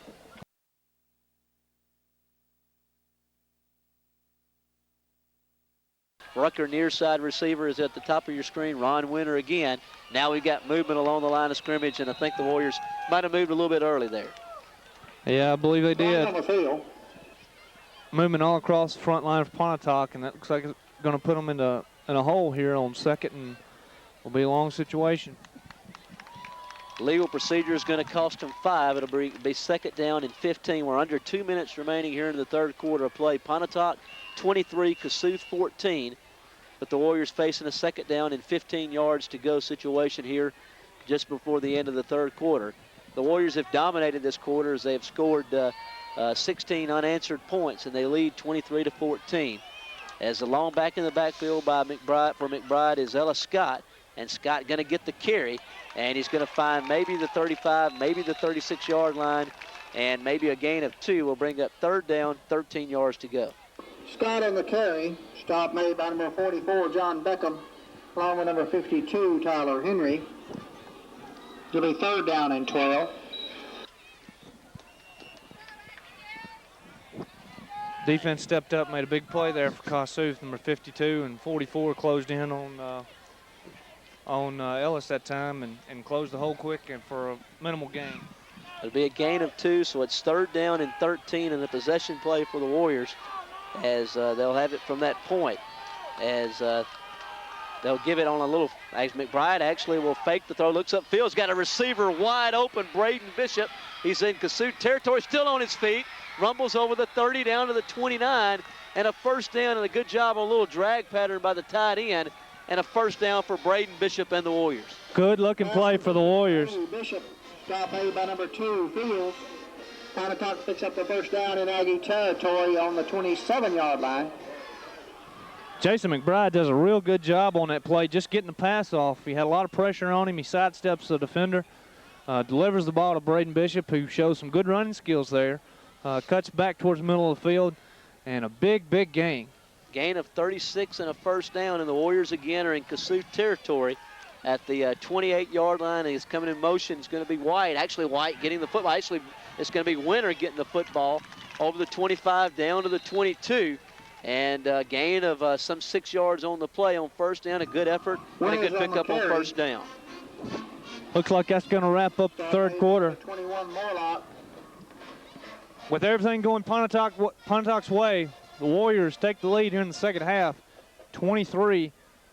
Pick up of 6, second down and 4. As they change ends, we'll take a timeout and be back just momentarily. Warriors 20.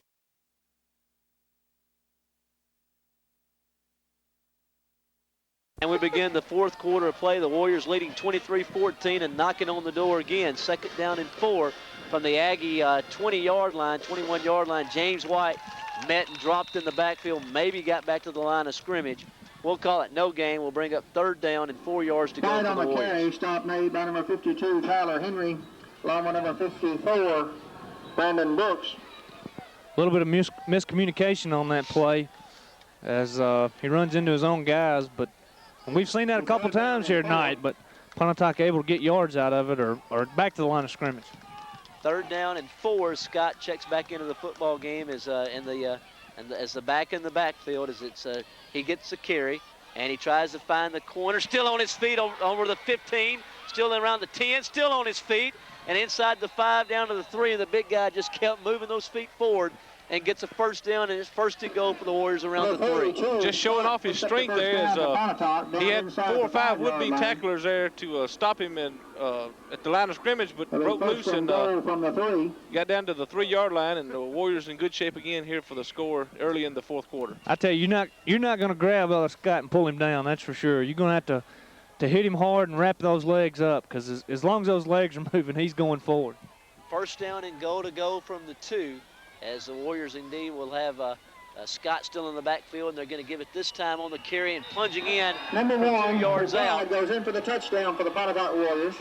Was it McBride keeping it, calling his own number? I believe they give it to, I thought Ellis, but I might be wrong.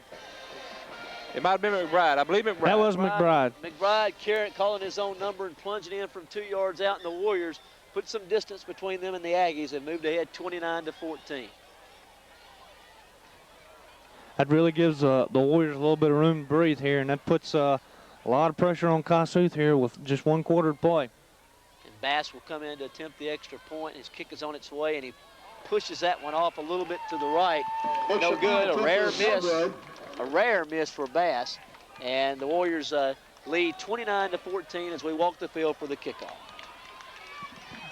Well, the Warriors making big plays, and as we said, the breaks seem to be going their way this half, Chuck. And, you have to get some of those breaks to win the football game. Yes, that's right. And the Warriors have gotten the breaks here in the second half, and they've took advantage of them by putting the points on the board. And like I said, it's 29-14 with a lot of time left in the fourth quarter. And we've seen Kossuth tonight come up with some big plays and had some quick scores. So it's not over for the Kossuth, but looking like the Warriors are trying to put an end to it here tonight, and hopefully here on this defensive stand they can keep Kossuth from moving the football. Well, Glenn, you had to think that the coaching staff really got their attention during the halftime. They probably, we talked about it during the halftime, is don't beat yourselves and just go in there and just take it to them, because physically you kind of felt like the Warriors could really wear on this bunch if they just didn't really beat themselves. Yeah, as we've said before, physically Pontotoc looks to be in good shape. We've moved the ball. We've, seemed to control the line of scrimmage offensively, and even defensively we made some good stops. We've given up some big plays that have led to some points for Kossuth. But, a team like Kossuth, you just can't give them too many chances, and you can't give them anything. And Bass will kick off, and it's going to be Kelly. And this time he really got the foot to it. Kelly takes it right around the goal line, and will come over the 20, and will come up to around the 27-yard line. We'll set it up 1st and 10. Good kick by Bass as he really drove that one pretty deep. And a good job again Kelly by the on the special teams return unit. comes out to the 27-yard line. 1st and 10 for the Aggies. Robert Bass done a good job for Pontotoc this year, showing a lot of leg on that for the youngster, just a 9th grader. He kicked some PATs for Pontotoc last year as an 8th grader, doing all the kicking chores this year and doing a real good job. Has a 42-yard field goal, I think, to his credit this year, and really doing a good job. Well, he's got a bright future at the position. I tell you what, some bright days ahead of that young man, because he's got a lot more time to kind of fine-tune those skills, and he's going to be a good one. Absolutely. 1st down and 10 for the Aggies, right around the 27 as Kelly will run up to around the 30-yard line, maybe picks up 2 or 3 on the play. Kelly and on bring the up carry. 2nd down and 8 yards to go for the Aggies. Pick up 3, 2nd down and 7. Aggies coming out on the draw play and running Kelly once again. As we said, that young man real busy playing on special teams, offense, defense. He's made a lot of plays for Kossuth. He's a good football player, and he's made a lot of plays, as you mentioned, for him on both offense and defense both. And the Warriors now, as we mentioned, lead 29-14, a shade over 10 minutes remaining in the football game as Kossuth will keep Kelly there in the backfield along with Pittman. And, of course, Dan Pierre engineering the offense at the quarterback spot. Now we got movement, and now a little toss sweep to the right and trying to string it out on the corner, and then strung out real well defensively. They let him skip out of there and over the midfield stripe, over the 40. Of course, it's over the 30 down to the 28. Of course, it should come back. Also, a ball pops free at the end. They rule him down by contact. A lot of interesting things happening on that play. Yeah, Rain on the play, but we have flags all over the field. Referee's real busy, and as you heard from our PA guy here, we've got yellow handkerchiefs all over the place. Couldn't have said it better. Oh, me. Well, guys, this has been a lot of fun, but that one had more. That may have been the best play of the whole night because we had a lot of action on that one. We knew the play was probably going to be stopped before it got going because we saw the fullback move early, but kind of interesting. And, of course, I guess I didn't see the flag fall for a minute. I didn't know if they were going to call it. The back judge finally came in. He threw the flag before the snap, and then looks like we picked up another penalty during the play. So a lot of things going on, but all for naught. And it's going to cost some penalty yardage for Kossuth. And we'll actually... Penalty 15 yards against the Aggies clipping. Okay. 15 yards whistled against them for clipping. And the Warriors actually, there were two penalties, as you mentioned earlier, one for illegal motion and then the other one for the clipping. The Warriors chose the clipping violation, of course, to be stepped off against them. Going to be a second and really, really long situation here. As Dampier will have an eye in the backfield behind him. Actually, one back in the backfield, and he's going to give it to Pittman. Now he throws a little look into his receiver, and the ball popped free. And I don't know if they're going to rule that as just an incomplete pass. Indeed, incomplete pass. For number 19, Richardson. Intended for Richardson. Getting some help from the PA guy, but incomplete pass, and it'll bring up third down. And, of course, Kossuth in a long yardage situation. Pretty good-looking throw again by Dampier. Showed the ability to throw the football a little bit by that young man. Yeah, cornerbacks did a good job in the safety there.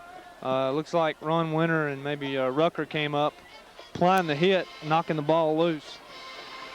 And it's third down and long yardage, third down and 30 yards to go for the Aggies, as they'll have third down and 30 as they throw a little slip screen. Looks like they're throwing a flanker screen. The guy is wide open, has to wait for the football. He still catches it around the 45, 46-yard line. Little trickery.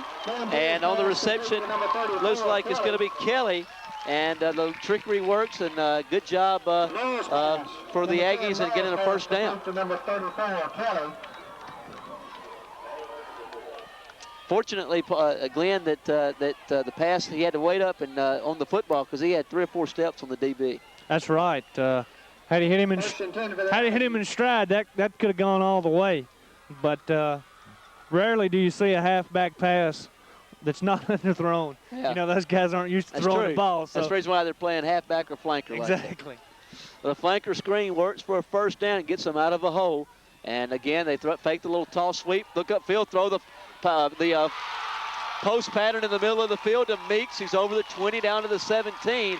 Boy, nice looking throw right there and a first down. And they're deep in Warrior territory, threatening to get back in this football game. That's right. Like I said, we had a lot of time. It is the fourth quarter. We got a pretty good lead, but Kossuth tonight showing they can make big plays and make them quick, and it don't take long or much time, Glenn, to score and get right back in this ball game. That's right. We don't have time to go to sleep and just let them sit back there and throw the football all night. And they're making big plays here. So Pontotoc's defense is going to have to suck it up here and stiffen up. Need to really stiffen here as they have it first down and 10. Toss sweep to the right. It's going to be Kelly trying to get the corner. Now turns it up. Now running around the 15, and this time going to be wrestled down right along the line of scrimmage. Relatively no gain, a relatively short gain on the play. So we'll call it second down and 9 yards to go, maybe a gain of a yard. Looked like Kelly had the cutback lane there and could have made some real big yardage out of that. He chose to keep stretching it wide, and the Warrior defense was able to catch up to him. He ran out of room there on the side. Wound up being a short gain. Second down and 9 is what we have, just over 8 minutes, now under 8 minutes remaining here in the fourth quarter of play or in the ball game. Kossuth trying to get back on the board here and get back on the game as they run the little play action pass to the receiver. We got the flag coming in here late, and it looks like that the Warriors going to be guilty. Maybe a pass interference or defensive holding right there, Glenn, and maybe a good call. Well, it looked like Rooker had position, was just cutting towards the football there, but the referee saw maybe interference, but pass interference is the call. Interference against Pontotoc. I'm not quite so sure about that one, guys. Looked like to me maybe he had position to go for the football, and that's exactly what he was doing. I believe you're right, Glenn. It looked like only. It'll be first down and goal for the Aggies from the 7-yard line. Looked like the only contact at all, Glenn, was he might have got tripped up in his feet or something. It wasn't no, it wouldn't have been against the Warriors, I wouldn't have thought. Right. Well, it's 1st and goal for Kossuth as they have it on the 8-yard line. As they're knocking on the door, they run a little tall sweep to Kelly. The Warriors have it strung out real well, and they get him right around the 10-yard line. Good lateral pursuit by the Warriors. Kelly on the carry. There'll be a loss on the play. I tell you, anytime defensively you can stretch that run out, make him run east and west, you're doing your job, and eventually you'll have help. I mean, they'll catch up to him. So the Warrior defense did that, able to come up for virtually no gain. Loss of 2. It'll bring up 3rd down, actually 2nd down and goal to go from the 10. And the Warriors will love nothing better than to keep them out of the end zone right here. This thing really tightens up quickly if they punch one in the end zone. Sure, and don't concede anything. Make them use part of that clock, too. Absolutely. The Time clock is valuable at this point. Absolutely. The clock now under 7 minutes remaining as they'll have Kelly as the lone back, and they'll fake the tall sweep to the left. They'll run the bootleg to the right, looking upfield, and pass is knocked away. Looked like it maybe Braden Bishop guys made the play defensively for the Warriors. Got a hand on the football. Richardson. Really good play there by Braden Bishop. From his defensive end position, looks like he dropped back into coverage and was the only one around on that one. Got his hand on it. Looks like the Kossuth guy might have had a chance to still catch that ball, but still a great play by Braden getting his hand on that one. Good play by the young man, and it's going to bring up 3rd down and goal to go from the 10. And the clock stops, of course, with the incomplete pass with just with 6 minutes and 48 seconds remaining. Big play, 3rd down, go to go. Of course, we're in 4-down territory, so you know they're going to have 2 plays here to get it in. But the eye in the backfield as they roll to the right now, look back to throw the ball across the field, and the pass is going to be picked off. But like the Warriors coming up to make the pick, and I think it's Rob Pickett making the pick, and a good play by the Warriors defensive back. Pontotoc takes over 1st and 10.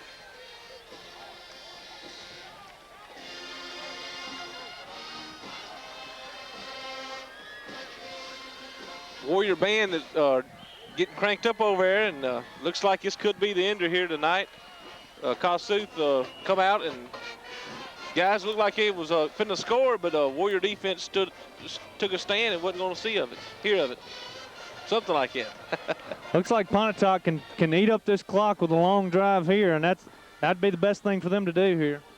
As they have it 1st down from their own 4, but more importantly, they have possession of the football. And Ellis Scott will rumble over the 5 to about the 7-yard line. Will be a gain of 3. And now you want to work that clock as much as you can. That's exactly right. We got an update on that Ripley Corinth score, 14-9. So it looks like Ripley's picked up a safety. And it's in the 4th quarter.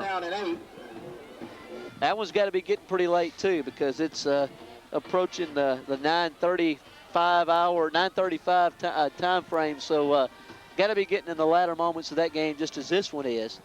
And, of course, the ally right now for the Warriors is the clock, and they'd like to use as much of it as they can and preserve this 5th win of the football season here and come back home and play a Coffeyville team next year on homecoming. Next week, excuse me, not next year, guys. Over the 10 up to about the 11 is going to be Scott, and he's going to be close to the 1st down. I believe he's going to be short by about 3 yards, so it'll bring up 3rd down and 3 for the Warriors. 42, Scott on the carry.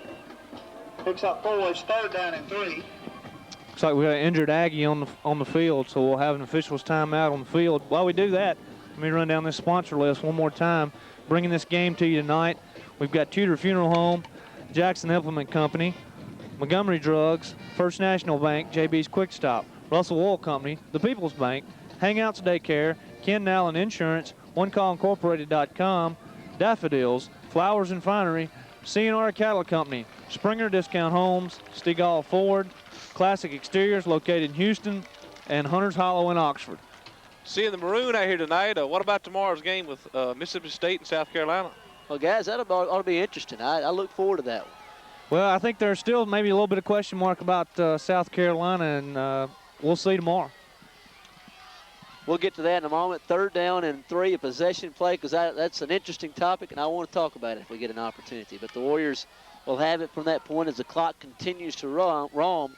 And Ellis Scott, I think, on the carry. I don't know if he's going to have the 1st down. It's going to be real close. I think the Warriors going to be shy of the 1st down and may be forced to punt this one away. Comes out close to the 1st down. It'll be 4th down and 1. Fourth down, the Warriors are going to have to punt this one away. Guys, let's just leave it here. Let's talk about that one. What is your feeling about that one? We're going to let Bill talk on some of this because he's a Bulldog. I tell you that, I think it's going to be a good football game. Both of those defenses are very similar, very athletic, very active defenses. I tell you, Lou Holt seemed to really turn those guys around with a big win at Georgia. And, everybody expected Georgia to be a top team in this nation this year. So big win for South Carolina. So Mississippi State's going to have to play well tomorrow.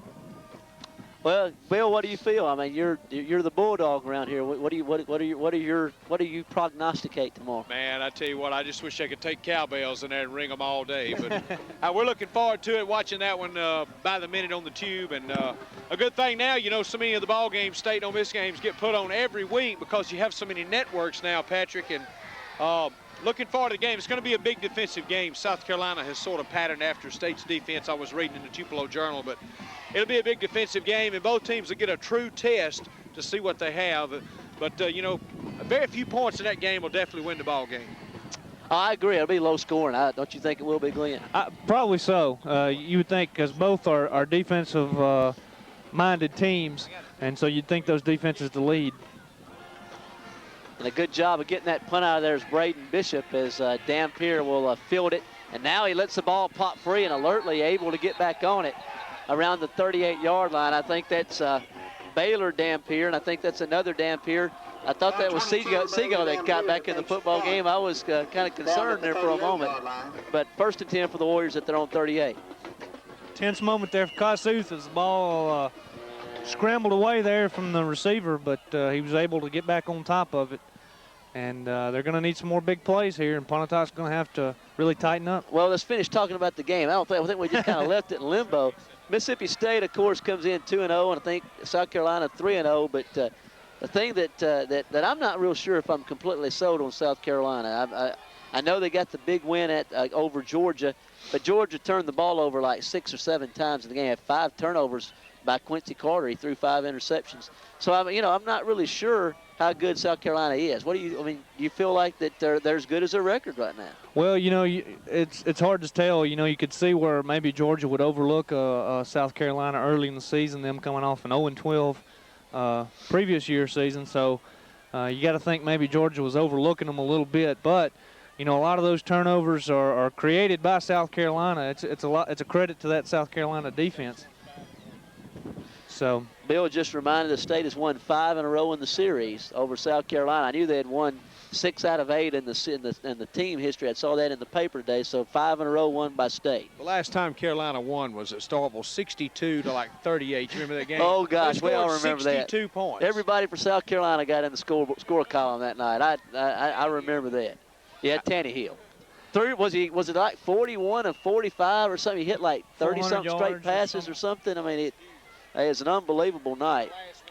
That was before Jolie Dunn got there, though. Yeah, for sure.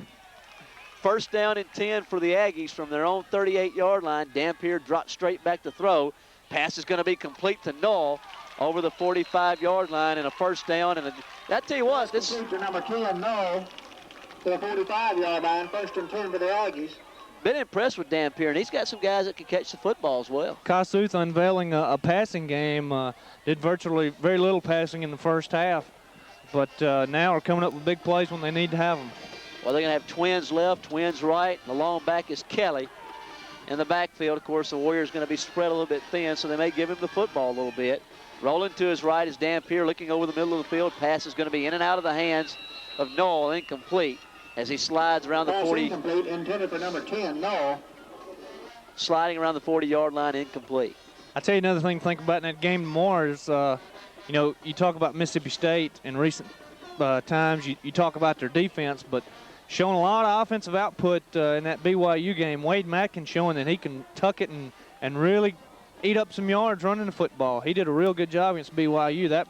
He could have a big game tomorrow, and that would be a big key for Mississippi State. Being successful. Again, same formation for Kossuth. Noel comes in motion as he'll look upfield. He throws the pass on the fly pattern, and again, good job right there. Looked like Ron Winter got his hands on the ball at the last moment and knocked it away. As looked like the receiver Morlock had a step on it. Yes, and if If Winter wouldn't have got there to touch the football there at the end, it would have been a touchdown because the ball was going right to him and with nobody around to stop him. You know, Morlock caught the first touchdown pass. The young man got open and scored on their first touchdown. But you're right. You know, the key for South Carolina is going to be Watson, the running back, their tailback. He's one of the best young players in the SEC, and if they can somehow establish a running game, they have an opportunity to win the game. I just don't know if South Carolina can find enough offense to win this football game. It's going to be hard to do against that Joe Lee Dunn defense. I tell you, they lost a lot of guys, and really a little bit of question mark about Mississippi State's defense because they lost a lot of guys, but they've been real active and it'll be 4th down and 8. really look good in the early going. Well, by the same token, I don't believe you'll see Wayne Matkin running all over the field tomorrow like he did against BYU, because South Carolina's going to have a lot better athletes on the field than BYU did. And of course, I did get a little tired of the. I'm an Ole Miss fan. I hate that, and Bill knows that. I mean, he knows Paul's not. But I did get a little bit tired of hearing the excuses made by the ESPN announcers about the 4 games in 19 days. Hey, we're talking about young men. They can bounce back. I mean, that's ridiculous. I just think that they were getting whipped, and State just manhandled them. And to be quite honest with you, the poorest exhibition of tackling I've ever saw on the DeCenzo Miller screen for a touchdown. Have you guys ever seen a better exhibition of tackling? No, and Miller did a good job keeping those legs going. And, I think BYU learned quickly in the SEC, when you're playing SEC teams, there's not a lot of arm tackling. There's not a lot of finesse game. It's line up and come right at you. So Mississippi State really looked impressive against BYU. They did. I tell you, their defense, Bill, I thought the defense for Mississippi State they 28 points, not very indicative at all by the way their defense played in that football game. And there's a weight difference against South Carolina, like 30 pounds average on the line. So State's got some big boys on the line. Well, guys, the thing that's so impressive about State is their defensive linemen. 4th down, big play for Kossuth, and the pass is in and out of the hands of Kelly. And that, for all intents and purposes, will probably bring to an end for this one for Kossuth and their opportunities. Pontotoc will take over 1st and 10 with 4:08 remaining. Yeah, barring some big turnovers or big plays here by the Kossuth defense, Pontotoc can really put this thing away here on this drive. Exactly, and Kossuth has not give up tonight. We've had a real good ball game here, and Pontotoc has just come ahead there after the second half and just took advantage of a few big turnovers there early on in the 3rd quarter and put points on the board and has maintained their lead, Glenn. They really have. They've really taken control of this game, coming in down at the half and putting points on the board. James White will get the carry off right tackle, and he's over midfield. Gain of some 8 yards on the play and a good effort on 1st down. Like to string some 1st downs together here, maybe 1 or 2, and this one the Warriors can run this clock out. That's right. And again, looks like a little miscommunication in the backfield, and we've seen that a few times for Pontotoc. I'm sure these coaches will look at this film and have some things that they want to correct for next week. But hadn't really hurt Pontotoc. They've been able to turn those plays into some positive yardage. Well, you have to be real happy the way they reacted after halftime. And guys, Bill just reminded me we got to name a player of the game. I know I have a person in mind. You guys go ahead and we'll think about this thing, and we'll have to decide and vote and tabulate who we all come up with. But we'll have to talk about this one, and anybody. We'll go ahead and let Glenn announce who the player of the game is. Well, I think you'd have to give it to Ellis Scott. He's really loaded the team on his back, and on these short yardage situations and times when you've got to move the football, he's done that. He's had some big runs, and I think he'd have to be a player of the game. That one's over. We've got a final on that game, and Corinth upsets the Ripley Tigers in a big 1-3A matchup. Well, now, absolutely, the Warriors have the upper hand right now in the division race. No question about it. It's tough to get in a loss situation. James White's going to have the 1st down. And I think the Warriors are now going to be able to run this clock out, and they're going to secure win number 5. Picks up the 1st down. It'll be 1st and 10 from the 42-yard line. Corinth, took one of our old coaches, Jimmy Mitchell, and be an exciting game when we play Corinth. That's right, and I called it an upset, And I guess it is an upset, but you kind of had it in your mind. You knew Corinth could play with them. It's just a matter of how the game unfolded. And it sounds like, as we say, surprisingly, it was a defensive type ball game, judging by the score. James White still the lone back in the backfield as they're going to get Ellis Scott off the field. And Ron Winter's going to get a carry, and he's going to get over the 40, down to the 35, down along the 33. And real close to a first down. I think, guys, did he stay in bounds or did he get out of bounds? He stayed in. He stayed in. And the clock will continue to run, and that's good news for us because we enjoy that clock running now. It's getting a little bit long, and the feet can get a little bit of a rest here in a moment. That's right. He's second down and less than a yard. Guys, I have Ellis with 64 yards of rushing the football here in the second half, and, of course, we had him with 84 in the first half. I believe if my math's right, that's 148 yards of running the football. The young man had a wonderful football game tonight. He really did. He showed a lot of senior leadership, and that's what you got to have if you're going to be a successful team. I believe it showed him having 3 touchdowns tonight. Is that right? That's right, James. I believe, Chuck, I believe you're right. I think he had 3 scores. McBride on the carry picks up the first down for Pontotoc with 1:13 remaining. McBride's going to get the first down, and now the Warriors get to snap it once, maybe twice more, and this one will be history. But a lot of other games in the SEC, but not the lure that it had last week. A lot of real good games. I guess the best matchups are State, South Carolina, and Alabama, Arkansas. Guys, what about Alabama, Arkansas tomorrow night? Will it be the end of DeBose? I don't know. I tell you what, he's got a lot to prove. Once again, Mike DeBose is in hot water, as he was last year. So a lot of question marks surrounding that Alabama team. As I understand, Freddie Millins will not start in that football game. I tell you what, Glenn, talking about Mike DeVos, I work in Alabama every day, except Monday during the week, and 32 seconds remaining. It's a lot of Alabama and Auburn fans, and they say if it don't matter if he lost to everybody the rest of the year, if he beats Auburn or loses Auburn, if he loses Auburn, they say he'd be gone for sure. Well, you got to expect that. Those Alabama fans are really at each other, Alabama-Auburn. That's a really, really big rivalry. Well, will he even make it to the Auburn game? That's the question, guys. I mean, that's what we're hearing. I mean, a lot of the talk is right now that I've heard rumors that if they lose to Arkansas, he could be out tomorrow. Is that right? The ball game, folks. The final score: the Pontotoc Warriors 29, the Kossuth Aggies 14. The Warriors snap it one more time, and an impressive win for the Warriors as they've just completely dominated the second half and secure win number 5. More importantly, win number 1 against no losses in division play. Impressive second half for the Warriors. Yeah, they really came out, and proud of the guys for, Kossuth had all the momentum at the end of the first half. Pontotoc looked good early. Kossuth bounced back, and the Warriors really had a lot to prove coming out in the second half. They put together a defensive stand, then they score, and just like, as you said, really dominate this game, Chuck, and Pontotoc really looked good. They really did, Glenn, and, they got to be excited.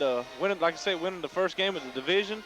Last year lost one game, I believe, in division, but still didn't make it to the playoffs, and you got to win the first one to win all of them, and even think about winning division here in 3A.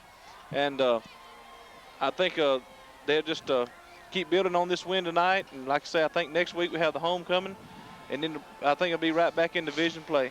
That's right. We can't get complacent, though. As you said, we've won this first one, but, we know from experience you can lose one and stay home.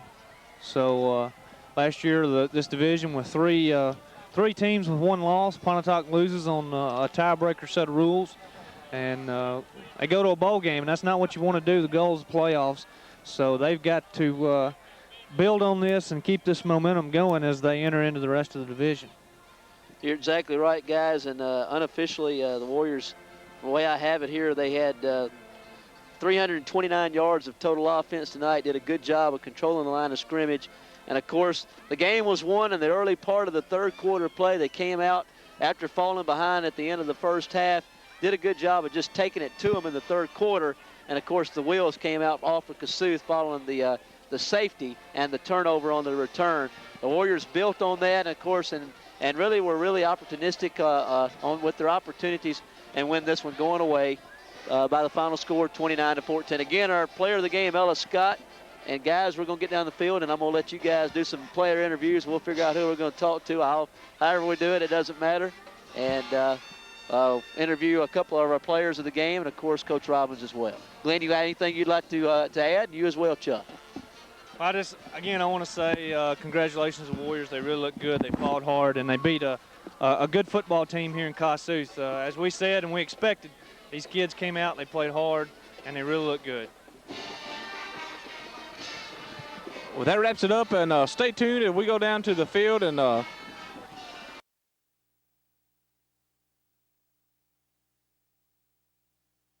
with Ellis Scott, the most valuable player that all three of us up in the crew, all four of us actually voted as most valuable player of tonight's game. Ellis, you had a big game tonight, slipped up.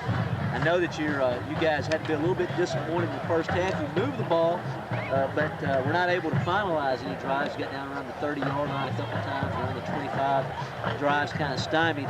In the second half, you took the ball after falling behind, had a little bit of a complacency right before the end of the first half, and with letting them get back in the game, and on top of that, with the turnover, and then returning the punt and the touchdown, it took the lead right before the half. And of course, I know the coaches really probably got on you guys a little bit. But the second half, y'all took the ball down the field and scored. And man, you really were the difference for us tonight as you ran the football between the tackles. Had a big game for us. Well, that's what dedication comes in. When you're dedicated, you can do anything. With God behind you, He's going to give you that force, and you can do anything if possible. We've been working hard because, this is a new season for us and everything else, because this is division start off. We're going to take a week off next week, but still, though, division is important to us real bad. You're exactly right, and of course you're right. Next week we step out of division, play Cottonwood for homecoming, and then the rest of the way on through it is division play. But boy, you hear about what happened tonight at Corinth, between Corinth and Ripley. This division is going to be wide open. I mean, we still have games with those two. Of course, you had to feel happy. We had to win this one to put ourselves in position, because these guys have kind of, a couple of years ago, they really stuck it to us, and they've been into the playoffs the last couple of years. Real experienced team that's used to winning, so it was good to get them and beat them here at Kossuth. Yes. Like I said, it's all dedication. It's all about dedication.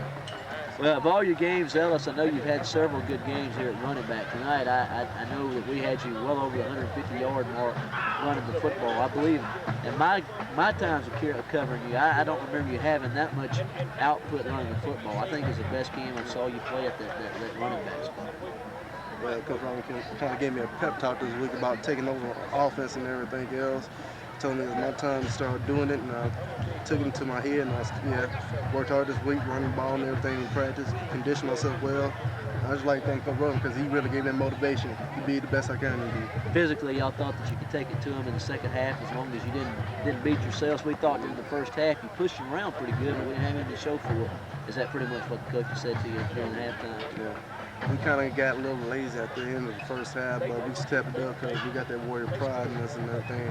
Heart, we got that dedication, bad dedication. That's why I love this team. That's why I love those guys, because they're dedicated to win this division and going to the playoffs this year. Well, Ellis, congratulations on the big game. Appreciate it. Thank you. Well, with Coach Robbins, Coach, congratulations on the win, getting in the win column in divisional play with a 29-14 win over the Kossuth Aggies here at Kossuth. And I know you have to feel good about getting the win column here to start division play and getting the win over a good football team. It was a great win for us tonight, and our team played extremely hard. And we didn't start off very well. Didn't gave up a couple big plays the first half, but those guys fought hard, never gave up, and had a great second half and just pulled together. And I'm very proud of them. They're a great bunch of kids, and they never quit. First district game in Kossuth is always one of the toughest teams in the district. They won a district championship the last 2 years, and this is a great victory for our program. Well, Coach, we felt like during the first half, we felt like we kind of pushed them around, but we didn't have anything to show for it. And we moved the football deep into their territory a couple of times, and of course one time we did get a score, but we had to settle for a field goal opportunity that went awry, and then of course another time we just turned it over on downs. And of course we kind of kept them around, and of course then they had the turnover, and then quickly on that first play they throw the touchdown pass and they hold us. We punt it to them, and quite frankly we were both confused up upstairs kind of looked like it was just delayed, and all of a sudden he just hit the sideline, and they have the momentum going into the half. What did you say to your club going into the halftime? We felt like you really controlled the football game, but you were behind. Well, at halftime, we felt the same way. We gave up a big play on the pass, and then we gave up a big play on the punt return, and we stopped ourselves a couple of times. We fumbled the football, and they scored off of that. And we felt like we could move the ball on. Our offensive line did a great job, and our guys ran the ball very hard.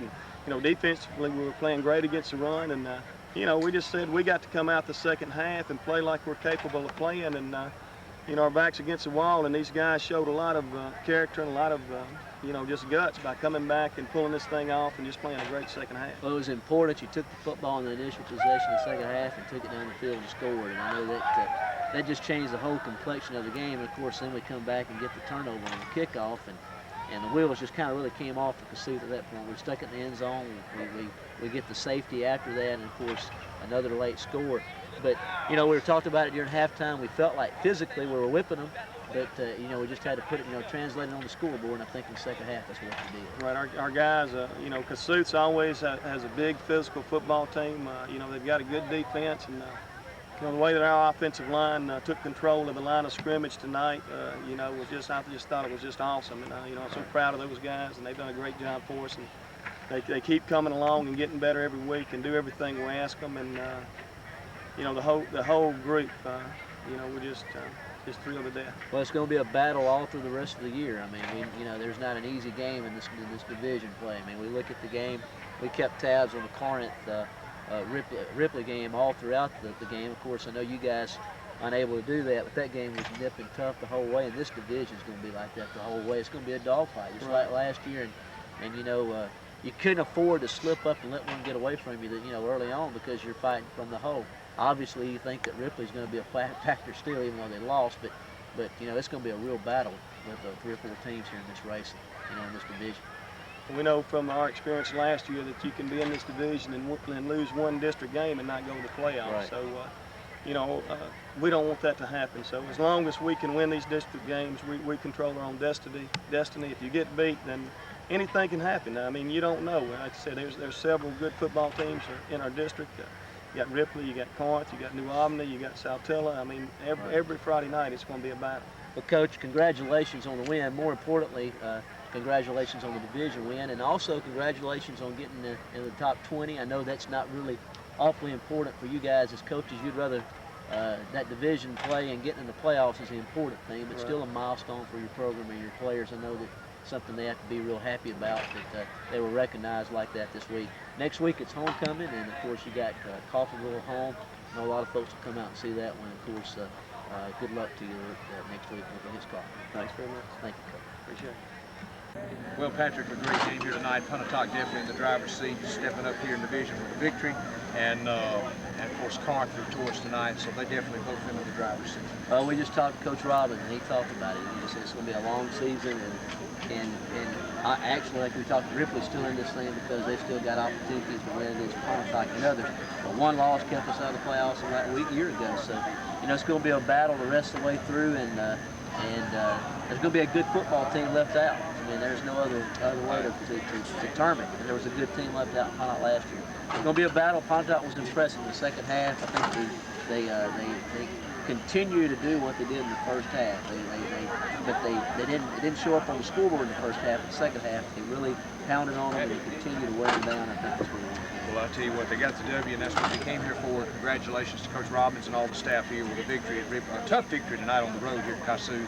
We look forward to next week. Homecoming with Coffeyville. Right, and should be a big play. Should be for Chuck Robinson, Glenn Franklin, Patrick Blanson. I'm Bill Morgan. We'll see you next week for homecoming.